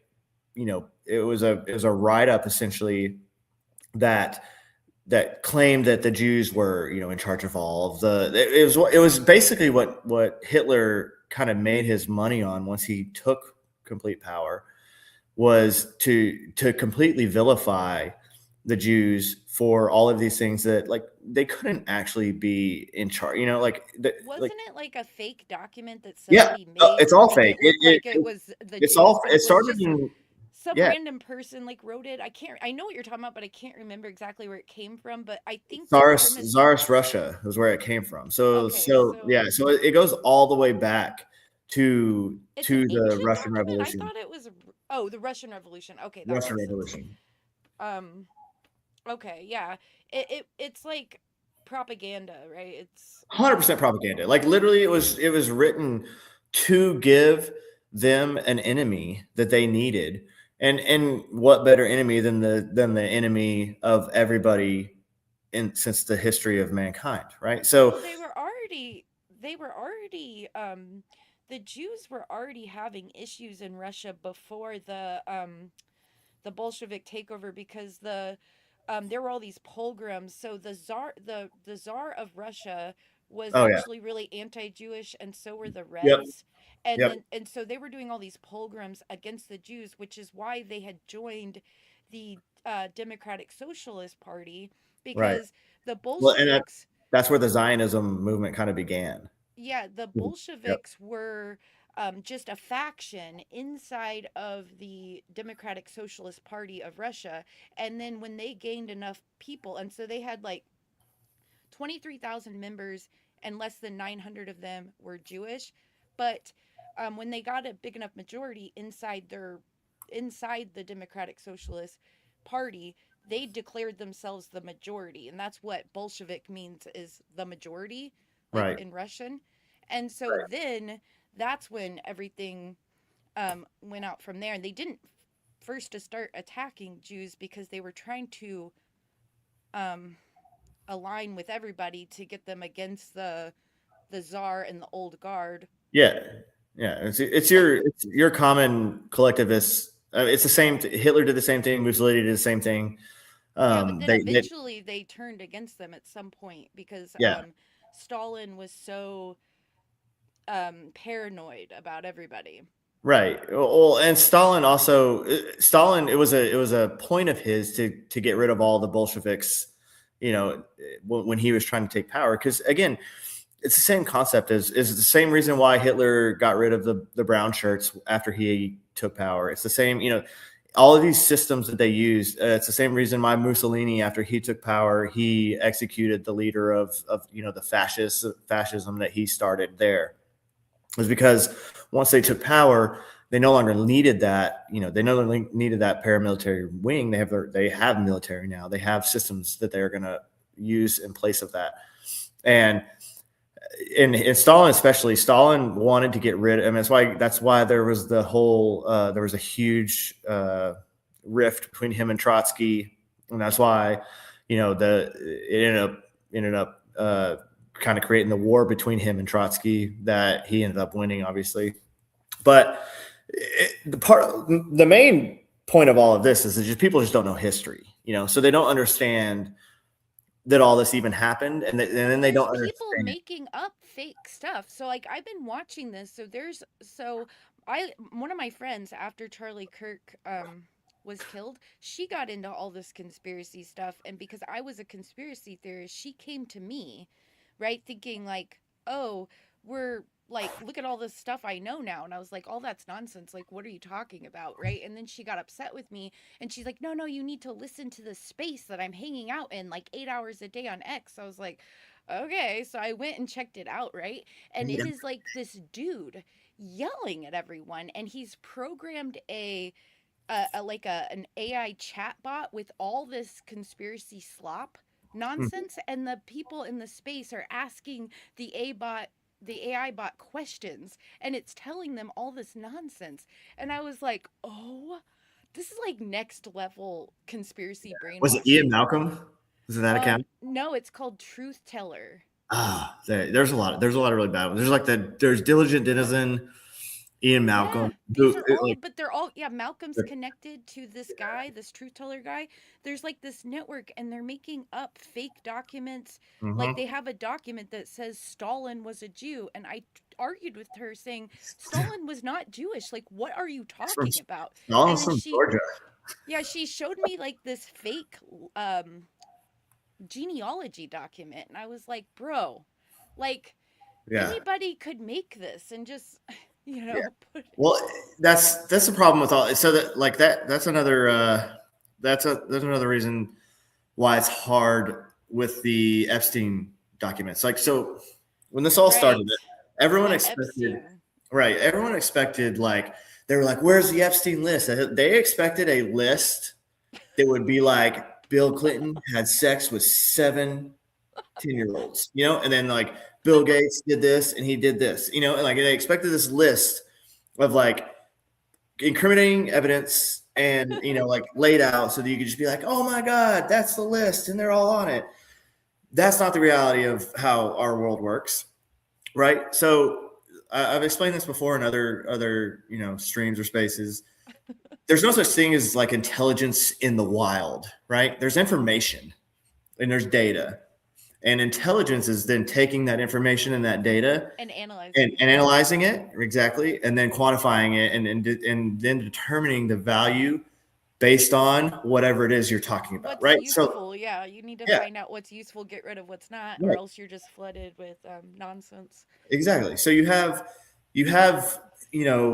millions of files from Epstein that they pulled, and then they've redacted and they've unredacted and they've redacted and like whatever. And you know, yeah, initially he was kind of arrested under Trump, but he was arrested long before that. All the way back to what, 2008? Okay, this is what drives me. Okay, so this is like, and I'm probably not. This is not a popular take, right? But I don't care because like I'm going to tell the truth, right? I don't like I'm not going to play what's popular. But there is a lot of myth and misconception and stuff that we created in our own heads Oh around the whole Epstein thing. One, because when Pizzagate happened, and so conspiracy theory is a theory, like you're taking circumstantial evidence and you're putting it together and saying I think this may be happening. That is what a conspiracy theory is. And then you yeah. tell people and you're like, what do you guys think about this? Do you think this is possible? Maybe we should gather more evidence, right? Or whatever. Okay, so when you're with the Pizzagate thing, we had no concrete evidence. It's not like you could just lock anybody up off of what we had. We Right. were just putting together like circumstantial stuff, and there was some things that I physically saw with my own eyes, like videos that involved Podesta, Tony Podesta, and very Mhm. small children. And so that's the only thing that I know for sure. Okay, everything else is like um the because there was that comment ping pong. There was some really weird stuff going on in there. There were like videos, and you couldn't really see much because there were all these lights and stuff. But there was like crazy shit going on in that ping pong, that comment ping pong place. Now I don't, know all the information or whatever. So, um, and then you had the artwork. So you had all this stuff people were piecing together, and it mostly implied the Podestas, the Mhm. Vanderbilts, the Clintons, and then we just had tangible. Like we didn't have anything real solid on Epstein. We just knew he had an island and these people went there. And then we found out about the ranch, and that was weird. And then the Lex Wessner thing, we've all known this like way back in like the late 2000s, like 2008, 2009, people were even talking about this because there were weird catalogs from the clothing lines that Lex Wexner had, that were very questionable, right? And so there's not really any concrete evidence, but then a whole myth has been made around Epstein that I don't think really existed. And I could be wrong, so I'm open to all possibilities, but I don't think that there was actually S a CA ring happening on the actual island. What I think was going on with Jeffrey Epstein was that he was a financial fixer. And so that wouldn't involve blackmail because that would completely nullify your financial fixer operation. Because if people Right. ever found out you were doing a blackmail ring, you would be screwed. And so Right. what he was doing was he was facilitating deals between governments that didn't want to be on the books with other governments, like the Saudis, the Mhm. whatever.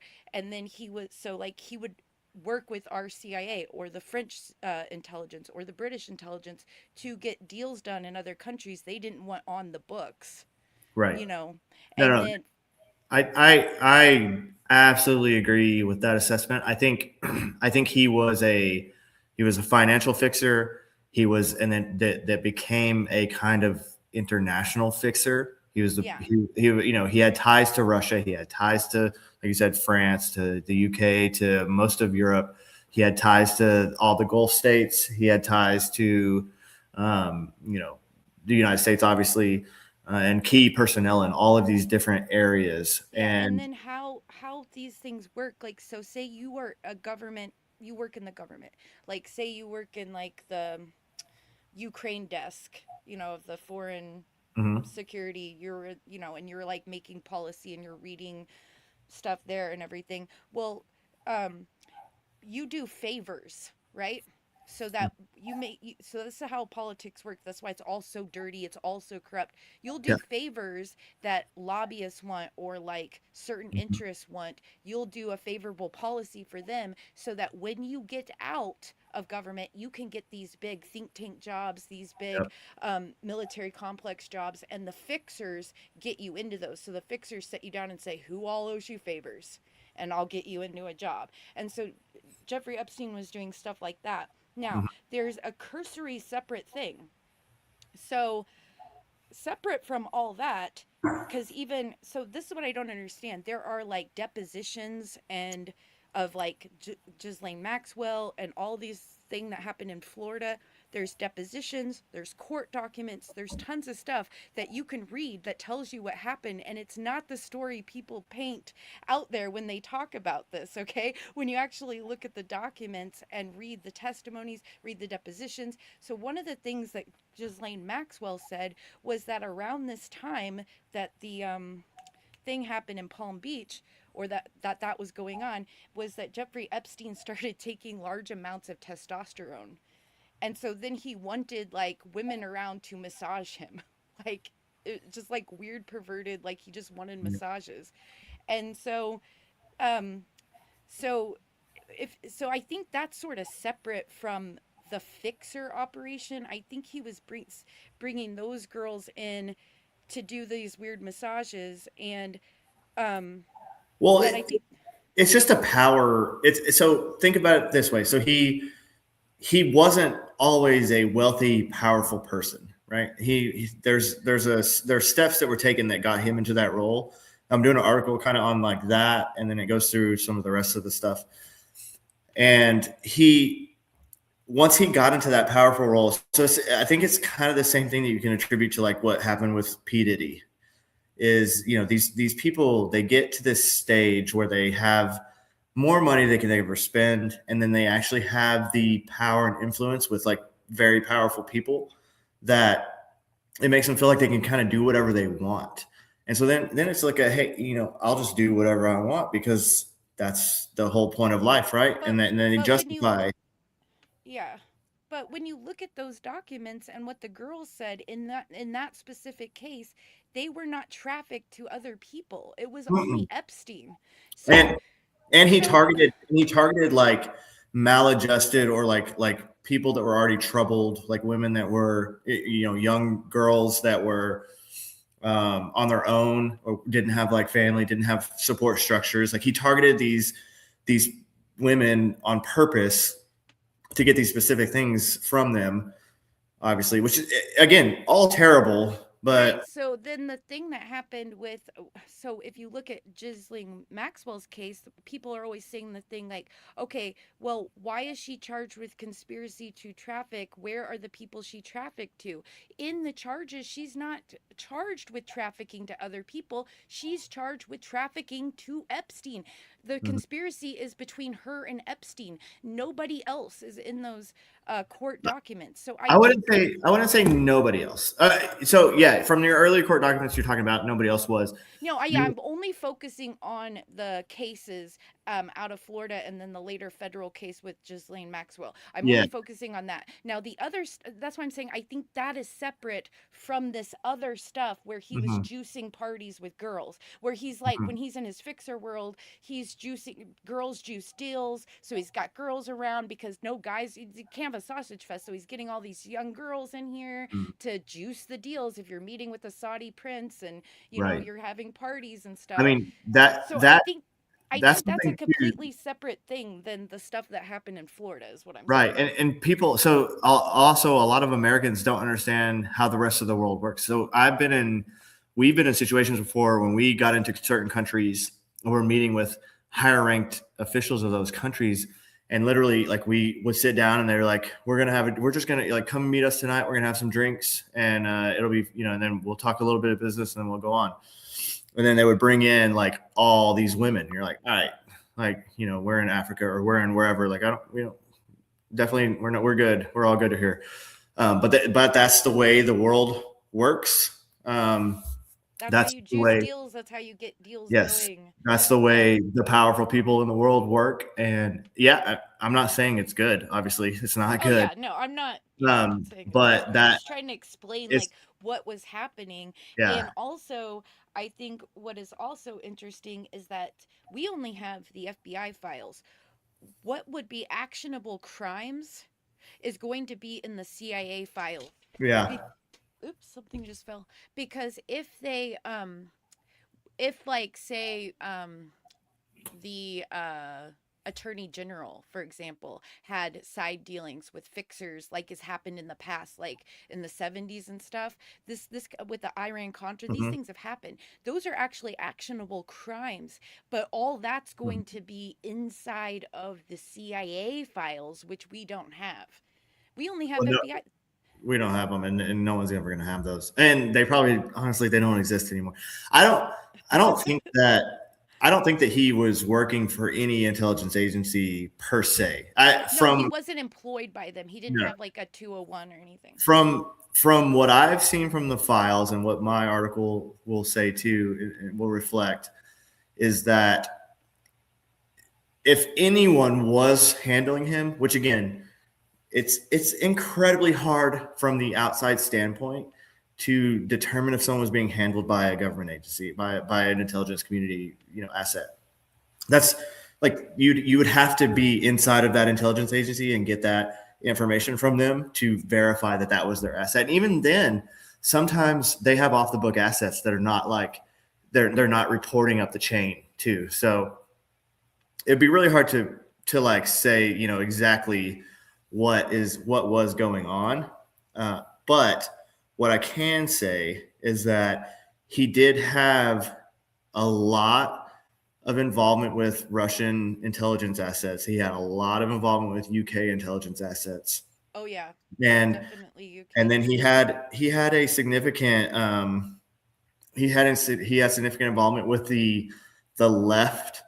So what Ehud Barak? I don't know how to pronounce his name very well, Yeah, I but can't ever say it right. um, I mean Ahood, he's Ahood Barak. yeah, right. Like, so, like, they had a plan to kind of reshape the way Israel was, the demographics of Israel, the voting demographics of Israel, to undermine, Bibi Netanyahu and some of the other movements in there in Israel. That's another thing too. Like, people, Bro, and then the Steve Bannon thing, dude, that oh my oh, the gosh. Steve Like, Bannon. okay, back in the day, like way back in the day, remember when Steve Bannon had that show back in the day and he had that intro about the CCP and all that stuff and he was working with like Kim.com or something, whatever. Okay, back then I knew something was up with him, so I looked into him and he was basically a Habsburg agent back then.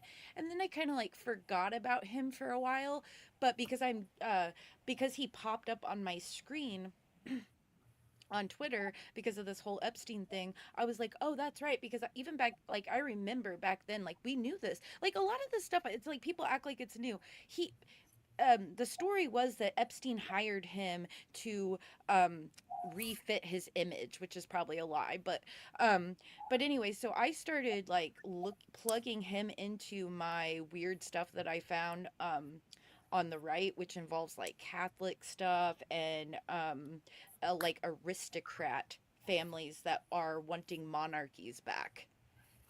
Does anyone, so nobody thinks about this, but there's this actual faction of people that are noble and aristocrat families that want to do away with national sovereignty and subvert that so that they can try to get their power back as monarchies.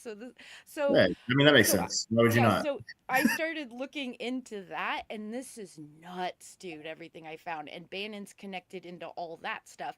Weird schools, uh, um, weird like to for right wing, right? To Mhm. like push things on the right wing, and they're they so hold on, I have to collect my thoughts on, because this is so nuts. So there's this pattern that I discovered, and that's okay. So pattern recognition, just so everybody knows, is a heuristic. So you actually have to, once you recognize a pattern, you actually have to analyze it and figure it out, which I haven't done all the way yet. So this is just so understand what I'm saying.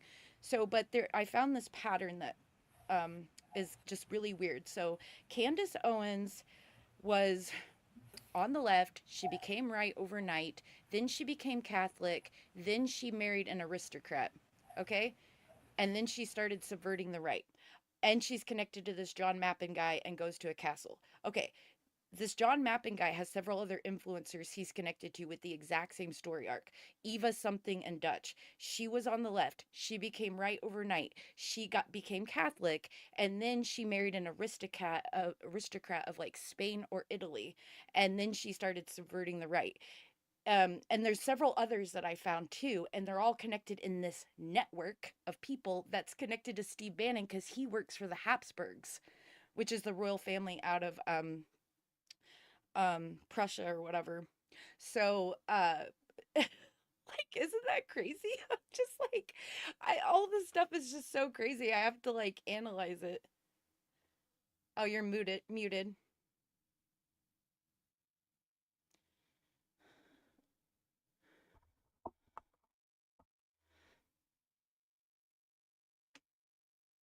Are you muted? I was muted. Sorry.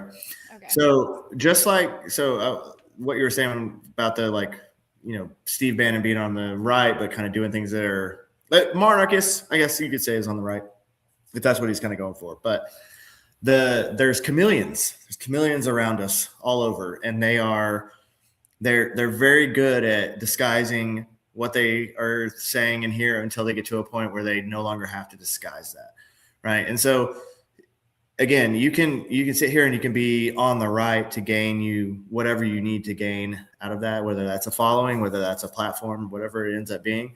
But then you're gonna then use that to start pushing other information. This has happened a lot. Candace obviously is doing that. Tucker now is doing that, and one of the other things about Tucker is, if you think about it, right? So he was working for a massive news conglomerate that basically they take the stance that the news is not necessarily what is actually true, but the true news is what they put forward because they know it's best for the public. So he was brought up, not only his upbringing, his very privileged, by the way, very wealthy upbringing. Yeah, like he didn't even Father have to work for news. He was a never, trust fund baby with like yeah, billions of yeah, dollars. So never. it's like, He's one of those people that has had an accountant since the day he was 18, and has never had to actually worry about his own finances or anything involved with it. So that's he's one of those people. And then you jump into the news, right? And it is what you say it is, and that's how news used to be. And that's how the media used to be before. Twitter's changed things. Obviously, YouTube's, all the streamings and all the podcasts have changed things now. When he left that, he now no one's feeding him the stories anymore. Like the network isn't feeding him the stories to work off of. He is, right. He is, in his whoever he brought in as a producer, all those different things, right? The PR firms that have hired him from Qatar, which I've documented in other articles, they're feeding him now what the information he needs to push. He's essentially an actor. Like this is what it'll come back to. Like he could have been an actor for fiction movies, right?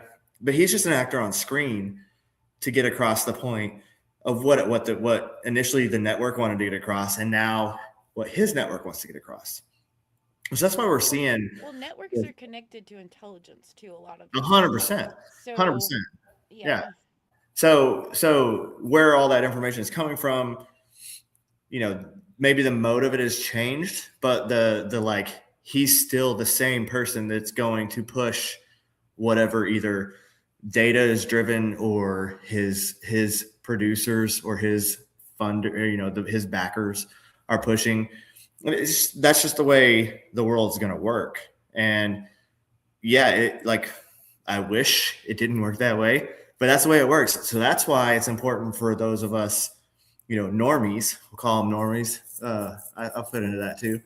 Like we have to sit here and we have to be able to identify what these people are doing. We have to be able to identify what's propaganda and what's not, because there's no one saving us, right? And America's it. Like the world, Yeah. if America falls, that's the last bastion of like freedom. You've already seen it in Europe. I mean, how many people in Europe right now are getting arrested for social media posts? Oh, Europe is Yeah. bad shape. Bad shape. Bad shape. So they're about to lose, like, they're in the national, I read it on my channel. I read through the whole thing, the new national defense or national strategic strategy, whatever. Is that they mention inside that they don't even know if they will be able to remain allies with Europe anymore, because we signed treaties with Europeans, with British, with, and that they're not going to exist anymore in like. Well, they're worried about Five Eyes. They're worried about intelligence sharing with Five Eyes right now, and this is from like people I know. Right, because they're not the same. Like, they're worried about that, and then they're also worried like the population is going to be in just a few years not even British, not even English. Like there isn't going to be enough English people, because for decades they've let in millions every year for decades, like 1.5 million immigrants from the Middle East and Africa into England, which is a very, very small country. So 70 million, I think. Yeah. I don't know.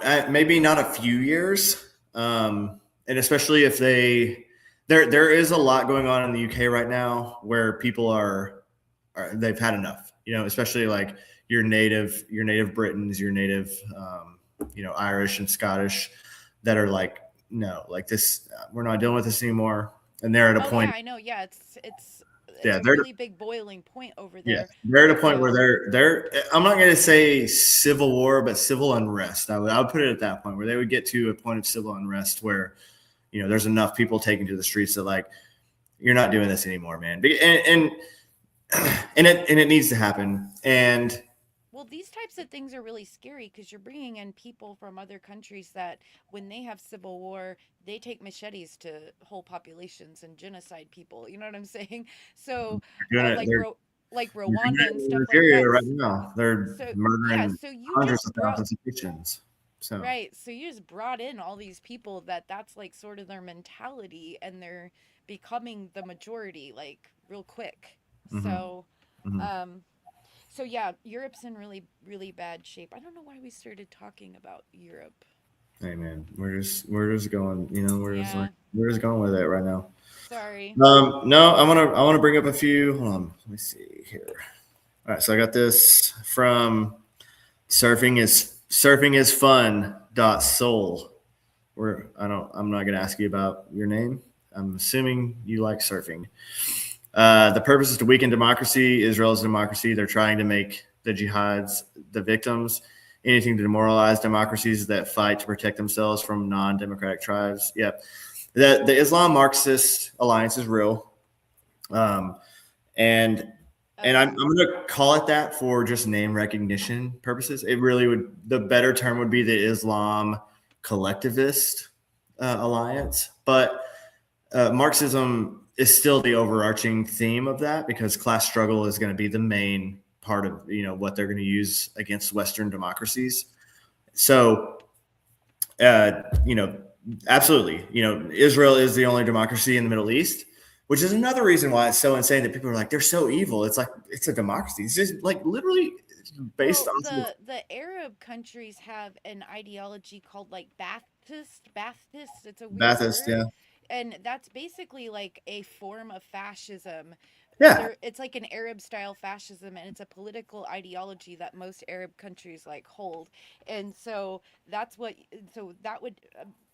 be like that would align with left wing, because fascism is left wing. So their style of government does align with left wing Oh, policies. Islamism is just theocratic collectivism. Like, that's all it is. It's you're just putting it under religious pretenses instead of secular pretenses. So yeah, 100%. That's why they're aligned. Now they're fine with aligning to defeat the common enemy, which is us. Just like they did in Iran in the 79 revolution. The Islamists and the leftists teamed up to overthrow the monarch, or the Shah. Yeah. And then promptly, once they took power, the Islamists either exiled or killed all of the leftists. And so this is the way the struggle will go, is they'll push together as long as they need to, same way that the Nazis and the Soviets pushed together as long as they thought they needed to. And, obviously there's mishaps here by Hitler that happened, and you kind of led to the two-front war that ended up dooming him. But at the time when they made those decisions, if you look back at history, it kind of makes sense. And that's the way it's going to be now. They're going to use this alliance to take the West, more of the West. People don't understand. Like the 6th century, right, AD, Islam it doesn't exist yet. Right, so that's 500s, right? Islam was created in what, 643 sometime, 648. I can't remember exactly. Yeah, I think somewhere around there. And so the 7th century is when Islam comes. There, and I did a post about this earlier, that in Anatolia, the Levant, in Northern Africa, in the Middle East, they lived in relative harmony with each other. The Christians, the Jews, there's some other, obviously some religious sects. There was pagans, like in Egypt, there was Coptics, right? So, so it's a 610. 610 was one. Yeah. Okay. So they all lived in like relative harmony. We'll call it that. Obviously not like harmony, like people are people at the end of the day. Oh, that's when the first revelation came. Then in 632, Muhammad died, and then Islam was sort of established across. Right. Yeah. So it was like, I think their first like conquests were like mid 7th century, so mid 650-ish, somewhere around there.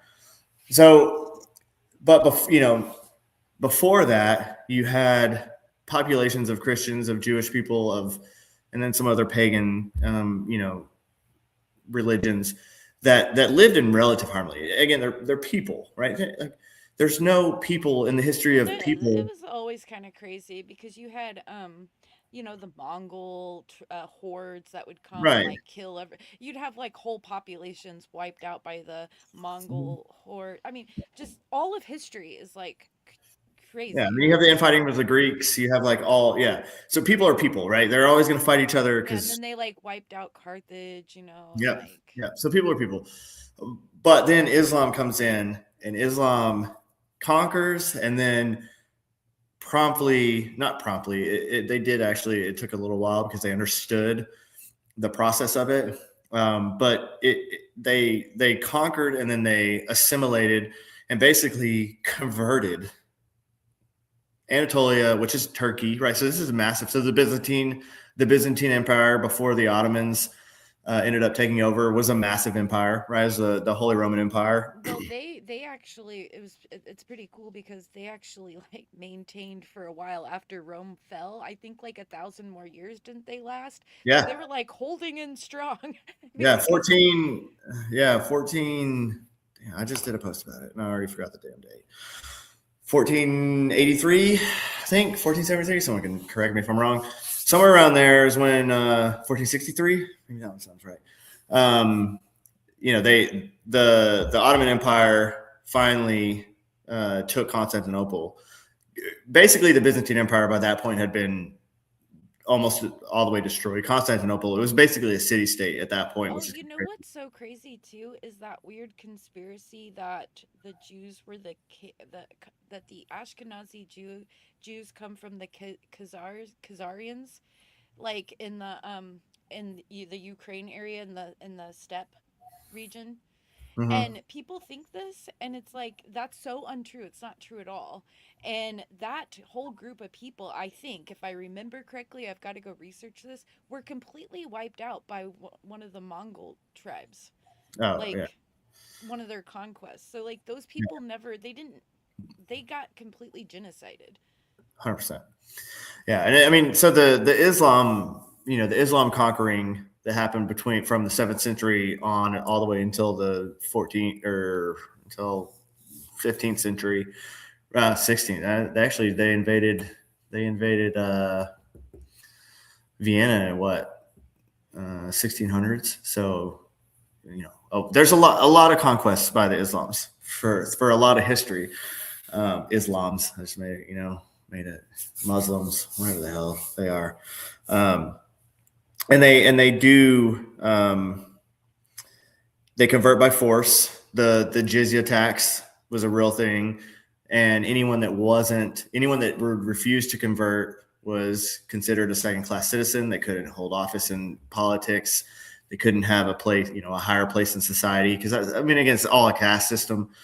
And they could never advance, and your family would kind of be stuck in this little rut. And so eventually you're going to be like pushed out. Your generations are going to be less significant each go round. And that's really how they did that. And I did a post earlier because I think Max, I don't know if you guys don't follow Max Nordo on X, he's awesome too. He did a post about the ancestries, or like the genetic bands, and you can get genetic testing sent to Israel. You can get genetic testing sent to a lot of places in Europe, but you can't get it sent to almost any Islamic nations in Turkey, the Middle East, Oh, in I Persia. saw No, it post that, but I wasn't for sure what it was talking about. So right. So so I was that's just what that was. scrolling. That was about, and that post. So if you think about, so one, yes, there's been a lot of inbreeding. So like that would be one thing, but that's not going to show up necessarily in like your. It would show up in your ancestral data, obviously. It would show up, but like I don't think that would be the factor that would really matter to them, because I mean they're inbred, they're all stupid anyway. But what I think could matter is the fact that there's very small percentages of these populations, like the Arab world, right, that we envision today is much larger than it ever was, or actually even exists today, if that makes sense. There's a lot of Arab nations that call themselves Arab, that have what they consider to be Arabs, Arab descent people that are not Arab descent. There's about 5 to 10% of the Arab world is actually of Arab descent. Most of it is Canaanites, Levantines. There's all these different things, and then Anatolians from Turkey. You have the Maghrebs from Northern Africa, and so you have all these different cultures and religions that were literally swallowed up and destroyed by Islam, and their Yeah, I see temples and what you're their trying to places of say. worship were destroyed. Right? Yeah. Yeah. like what you're trying to say is that there are all these different ethnic groups that are just calling themselves Muslim and Arab that are Exactly. actually distinct groups of people that they don't like, we're not even really realizing because of the way that the system is set up where they've just been absorbed into like Exactly. the Arab world. That's another thing, like people act like Palestinian is like an ethnicity. It's not an ethnicity. Like it Mhm. that Palestine is what they called that area in the Romans named that area Hadrian. Palestine. Yeah, And Hadrian it did. After who the who did? Barkova, I messed up that name up too. But after a significant revolt by the Jewish population there, that was revolting against Roman tyranny, because Roman tyranny was a thing that happened pretty much across the world at the time, and it pissed off Hadrian enough where he renamed Judea and Samaria as Syria, Palestine. Yeah, yeah. Oh, yes, yes. And so, and inside of that area were different ethnic groups, right? And then, but modern day, a lot of the ones that would be there that we would call Palestinians, I believe, are Jordanian and Egyptian descent, because that used to be, they used to have more of that area, and then slowly they got less of that area. But Well, then the Jordanians would have been the Levantines and the Canaanites, and then the Coptics would have been Egypt. Yeah. Yep. yeah, so everything is just, I feel like they intentionally, especially with history, they just do all this stuff to make everything really confusing so we can like never figure anything out. You know what I mean? um But I mean, that's a method. That's a Marxist. That's a Soviet. That's active measures. That's all doctrinal Soviet propaganda, and that's the whole purpose of it. It's not to establish anything. The Soviet method of propaganda is to create chaos and unrest. That's it. Like, they don't care necessarily. They'll push 17 different narratives all at once, just hoping that you'll be so overwhelmed that you won't give a shit about any of them, and then maybe you'll ignore what they were trying to get you to ignore from the beginning. well, That's that's what I think's going on with this Epstein flooding. It's called flooding the zone tactics. I Mhm. think this Epstein thing is flooding the zone to distract from like the actual actionable crimes that because everyone's focusing on the other stuff. And then the and then I also think it's being used against the Trump administration, because this is like so bad for them, and somehow now this whole thing, which is really, it's not really either, it's not really a side thing, but like it really is more like the Democrats. Like he was a Mhm. Democrat, so was Trump back in the day. That's why he's in the files, because they were Mhm. all Democrats that knew each other and did business Mhm. deals and stuff. And so um so really there, so I just think it's hilarious that, well, it's not hilarious, it's terrible, but that it's getting put all onto the Republicans now, and we're all like, once again, we're getting blamed for like everything, and then everyone's calling Yeah. you a peace supporter and like all this stuff, and it's like, Yeah. how did this get put onto us? How was this so disastrously handled? And then now, because they came out and said there were no files. Remember, like Pam Bondi said, there were no files, nothing existed, blah blah blah. Yeah. That's They gonna mess. Well, that's they gonna messed all come that up. yeah, that's And, gonna and, come back on them and hardcore. Pam Bondi was a terrible choice anyway. I mean, Pam Bondi was chosen because of Susie Wiles. And Susie Wiles And is a like yeah, and Susie Wiles is compromised by Qatar, and and so Marco and Pam Rubio's Bondi, in there. yeah, well, yeah, yeah, but not at quite as like Pam Bondi. Legit, I think she was on retainer for like 110 or $150,000 a month from Qatar. Susie Wiles' Oh, I just PR meant like firm. I don't really trust Marco Rubio. I don't know who he's working Oh for, no, but Marco. I actually haven't seen Marco's name in really anything shady as of yet.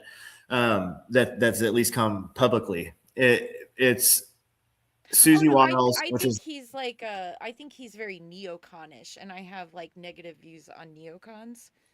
So, I don't um know that he's neo. No, I don't think he's neocon. I think that Rubio is a classic Republican well, he was backed by a that's lot still of trying to neocons. exist in a world that doesn't really work with classic Republicans anymore. But he's also competent, and he came into the Secretary of State job and has done.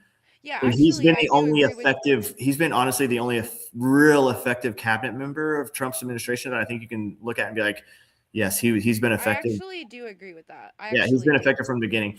And I don't mind I don't want to go full Mitt Romney. Like Mitt Romney's an idiot, but and even like the disagreements I have with some of the things Mitch McConnell did. You also, if you look back at Trump's first term and what Mitch McConnell did to get the amount of judges approved under, and the way that he moved the procedurals through Congress and through the Senate Yeah, I remember was that. was something that like no one else could have probably done, and he didn't really get credit for that. He gets attacked all the time now because he is a more what do you call it, McCarthy Republican, I guess you could say. But I like Rubio. I like Rubio now more than I've ever liked him before, and I think that's just because of the competency he's displayed as the Secretary of State. And I enjoy Well, you know, competent he's people. acting, he's also the acting national security advisor right now. So he's actually the Yeah, most powerful person because he's in the state position and he's in yeah, the, and very, yeah, and that's like a very powerful position. So with those two roles that he's playing, he's the second most powerful person under the president right now. yeah. And So I would be fine with Rubio. I, I've I don't dislike Vance. I dislike certain things about that Vance has said recently. I dislike the way he tried to toe the. I understand what he was doing in some of the posts that he did about, you can criticize Israel and it doesn't mean and it doesn't mean it's anti-Semitism. But you have to understand that they use that as a club. They use anti-Israel as a cover for being just anti-Jew at the end of the day. Because if Israel was ran by like Catholics, for instance, right? If there was a bunch of Catholics there running that government, no one on the right would say a damn word about it at all. They couldn't, right? No matter, even if they wanted to. So the only reason that anyone is actually against Israel, other than other than Islamists, and other than um, maybe like the Marxist side or the left side, because they are a liberal democracy. Uh, I you have to understand that they're going to use that as a way to cover for the fact that they are just blaming it all on Jews, and that's just the easy out. That's the but easy what are enemy they to what have. like I don't know I don't know how you can get all this, like how could they be like, because there are legitimate things, right? Everybody's doing legitimate things that we can like criticize that's like legitimate, but how could you say that they're like in control of like everything? You can't. Like, What they do, and this is what all anti-Semitism or Jew haters or whatever you want to call them, like I don't give like what they do is they lump together every person who has any tie to Judaism or Jewish heritage at all. So even if they're not a practicing Jew, like if they don't, they're a secular Jew only, they still lump them all into the same group. And then they yeah, say but that that group is misrepresented in certain, powerful institutions around the world. oh And yeah, yeah, because, yeah. and because they're, but again, this all goes back to the protocols of the elders of Zion, right? This is all propaganda that has been around for 70 years, and everybody damn knew for 70 plus years that this is propaganda. And well, more than 70 years, so shit, all the way back to the 30, 20, 1917 was, I think, when the first stuff came out. So I mean, we're over 100 years now of this propaganda, and being known that it's propaganda.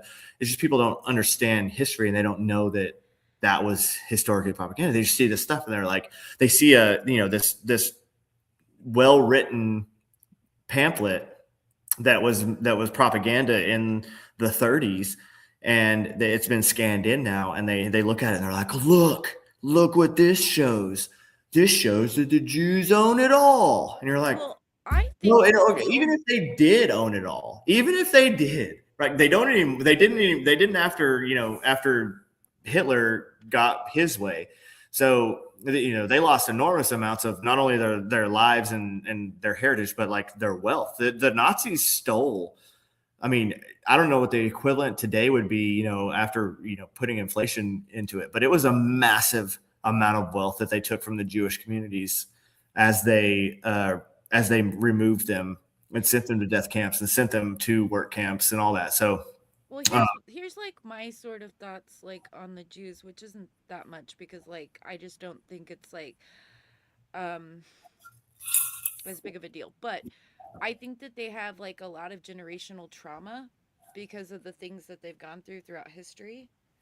So that I mean, plays a role on how they react to certain things that then people find fishy. And then it's like this vicious cycle that they're like, well, yeah, I mean, if you've been vilified for right. the entirety of your existence as a people, and then they Like even vilify you before as a Germany, like it's right, all throughout history, right? right. So, They so were because they were written into the Bible as God's chosen, the Torah, the Bible, like as God's chosen people. Now it put a target on their back, right? And then now it's an easy scapegoat, and that's just the like again. Let's just like think about real like I'm fine going into and then conspiracy theories. so then I did a whole the only other thing I think about them, just so I could get my thoughts out, is that I do think that they are a transnational tribe that does work together just like everybody else.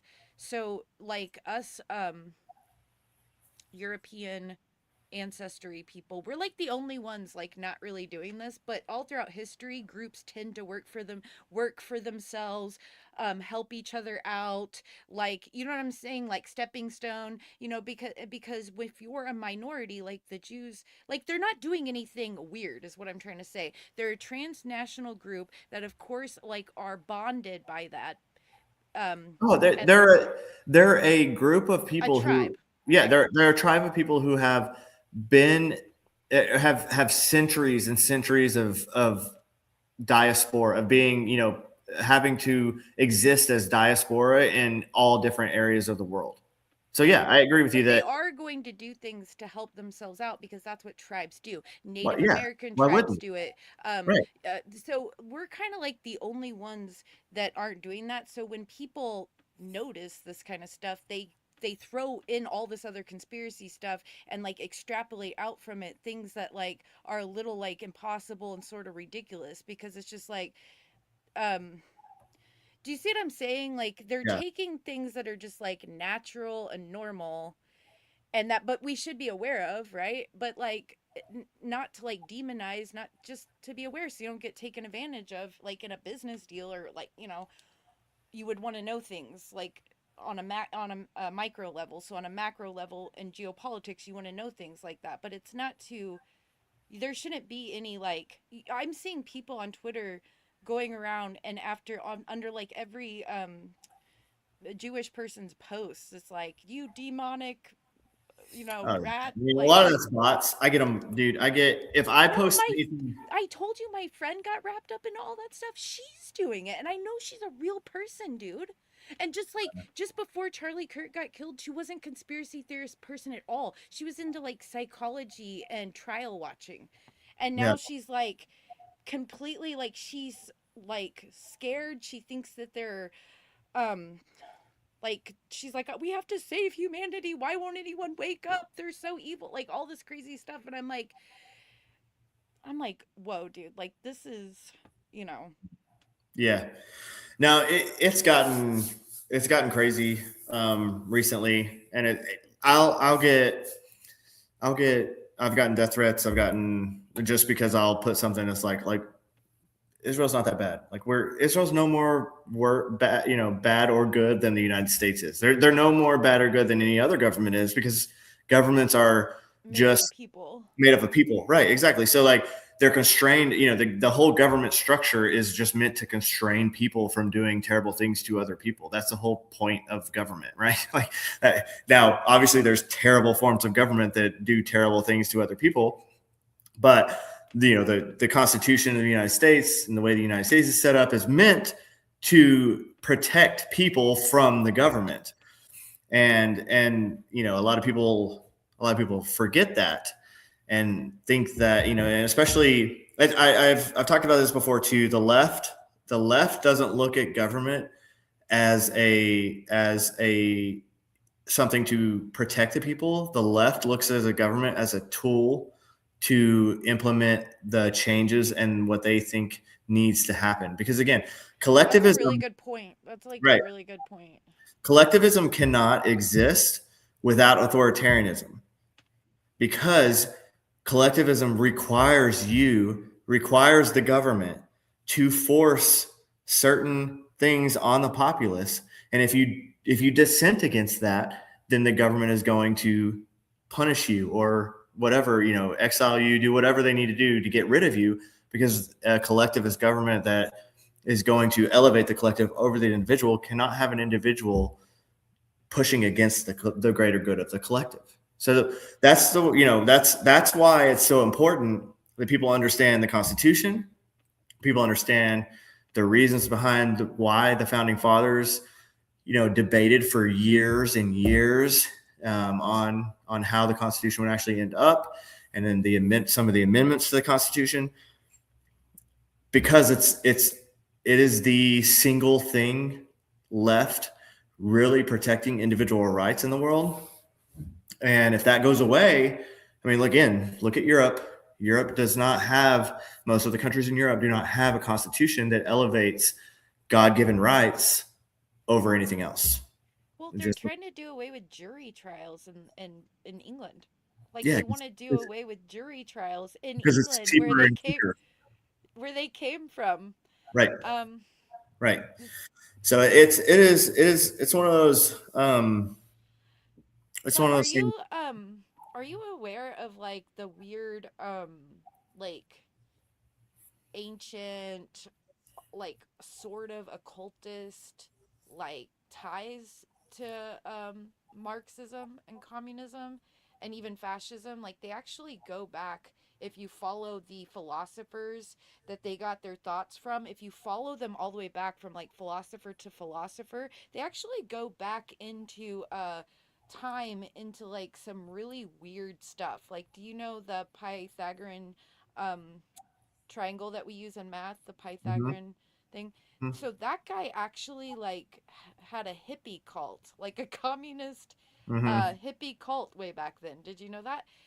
And he wrote like a bunch of really weird stuff that then got picked up by other philosophers throughout time, who also then came up with their own weird stuff by looking at like occult stuff back then. And it kind of got brought all the way forward into like the thinkers, and I can't think of all their names, but I remember like Hegel was one of them, and he was basically like into alchemy and like all kinds of weird stuff. And that's where the thinkers, the very early thinkers for the fascists and the very early thinkers for the communists and Marxists got their ideas both from Hegel, both of them from Hegel, Yeah, but no, then Hegel and Feuerbach. Um, yeah, old German philosophers, right? yeah, Yeah. that were like Mhm, into like really weird occultist stuff, right? And mhm, so I find that really interesting because it wasn't just an economic thing. So like people think when they think of communism, they think it's all just about like how to run an economic system. What they were actually wanting was that, and they were just using the economic, they looked at society and thought that the economics was the tool to achieve what they were wanting, which would, and this is crazy. So they literally thought that God, whatever God is like trapped by an evil demon, and he can't see himself, and to get free he has to see himself.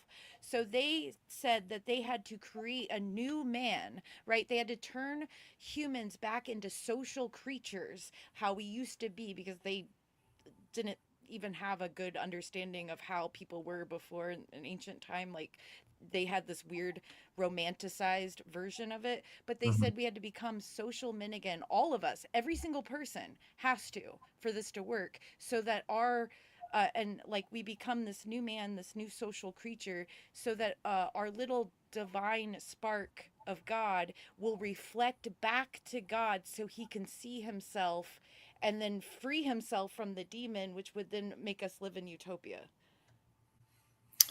Yeah, I mean, I don't, Like, I is haven't that read not anything about is that. that I mean, not crazy? Like it that's is crazy. I know that if you go, if you do look back at some of the philosophical arguments, like Karl Marx, he adopted what was more a dialectical method, and yeah, the basically dialectics, yeah.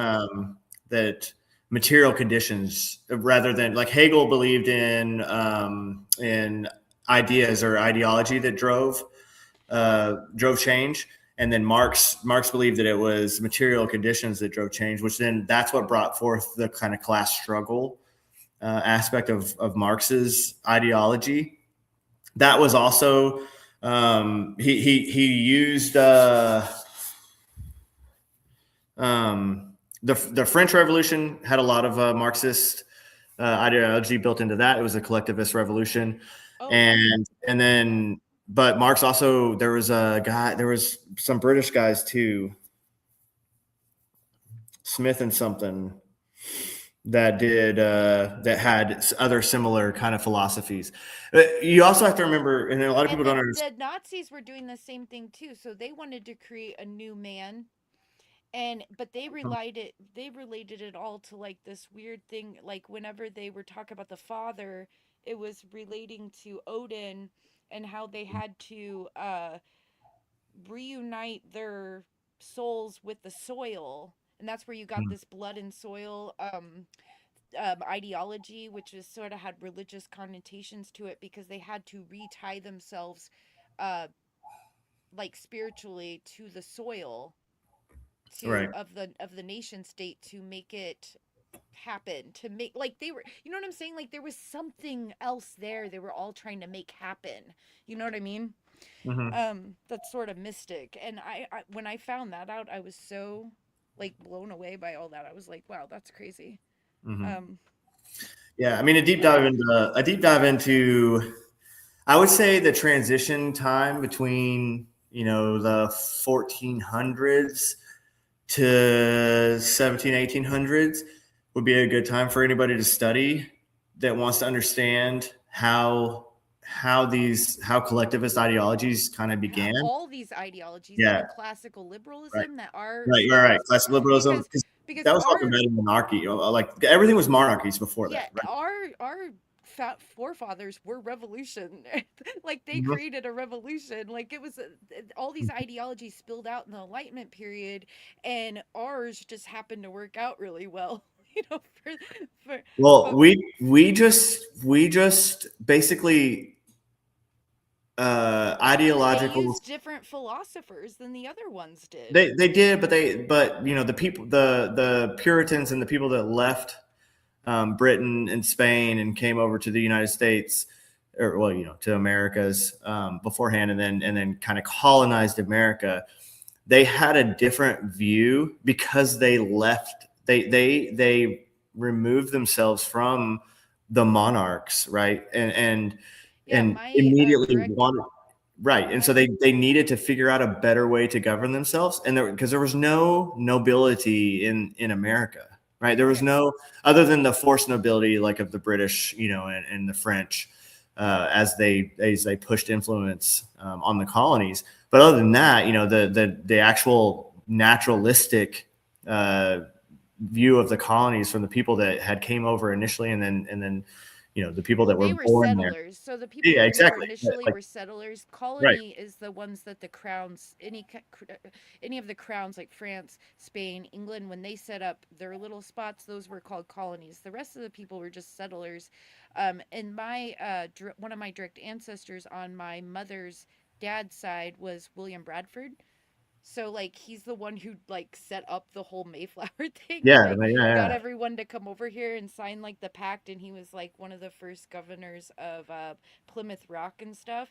Hmm. So But yeah, so yeah. but they had to come up with a new form of government that wasn't built on nobility and monarchy. Right, but I'm just And mean like the dudes, you know, like Benjamin Franklin, all those guys, they were using the philosophy of like John Locke and like mhm, those dudes yep. to create their idea of the stuff. And whereas in the Yeah, and other Deuteronomy. revolutions, They used a what? lot of they used a lot of Deuteronomy. Yeah, the Bible too. And Mhm. where the other revolutions used Hegel and Marx and Yep. Foucault, like all that stuff, and it didn't work out very well. No, I mean it again, collectivism always works out well for the people in charge, and then it doesn't work out well for anybody else in the nation. And like China is one of those random, because it's kind of like a quasi, it's a quasi communist capitalist ethno, Well, I they don't even know. backed off of a lot of that. They backed off of a lot of the communist stuff. Yeah, I mean they've introduced a more like I guess you would call it crony capitalism kind of system now. There's still what it all boils down to is, and this is what I try to explain to people, and they always try to, like, people try to argue that fascism was on the right, or that like whatever, No, it was not. because fascists, yeah, because fascists killed socialists, or killed communists, or Nazis killed socialists and communists, like blah blah blah. Yes, authoritarian regimes will remove any obstacles that are going to be in their way, and that includes ideologically similar people, but that are not necessarily compatible with what your movement is. The reason why Mao killed plenty of other communists inside the CCP during his reign, because they weren't communist enough, or they weren't China, the CCP enough, or whatever. They Well, they what didn't. happens is that they, like, once the head people get in, they use these useful idiots to get into power. Then the people think, okay, we did everything for you. Now we want our stuff. And so then they're like, oh crap. So then they have to like wipe all them out because they're not going to give them any of those things. You know what I mean? That they promised. So, and then they don't want them revolting. Like, you know what I mean?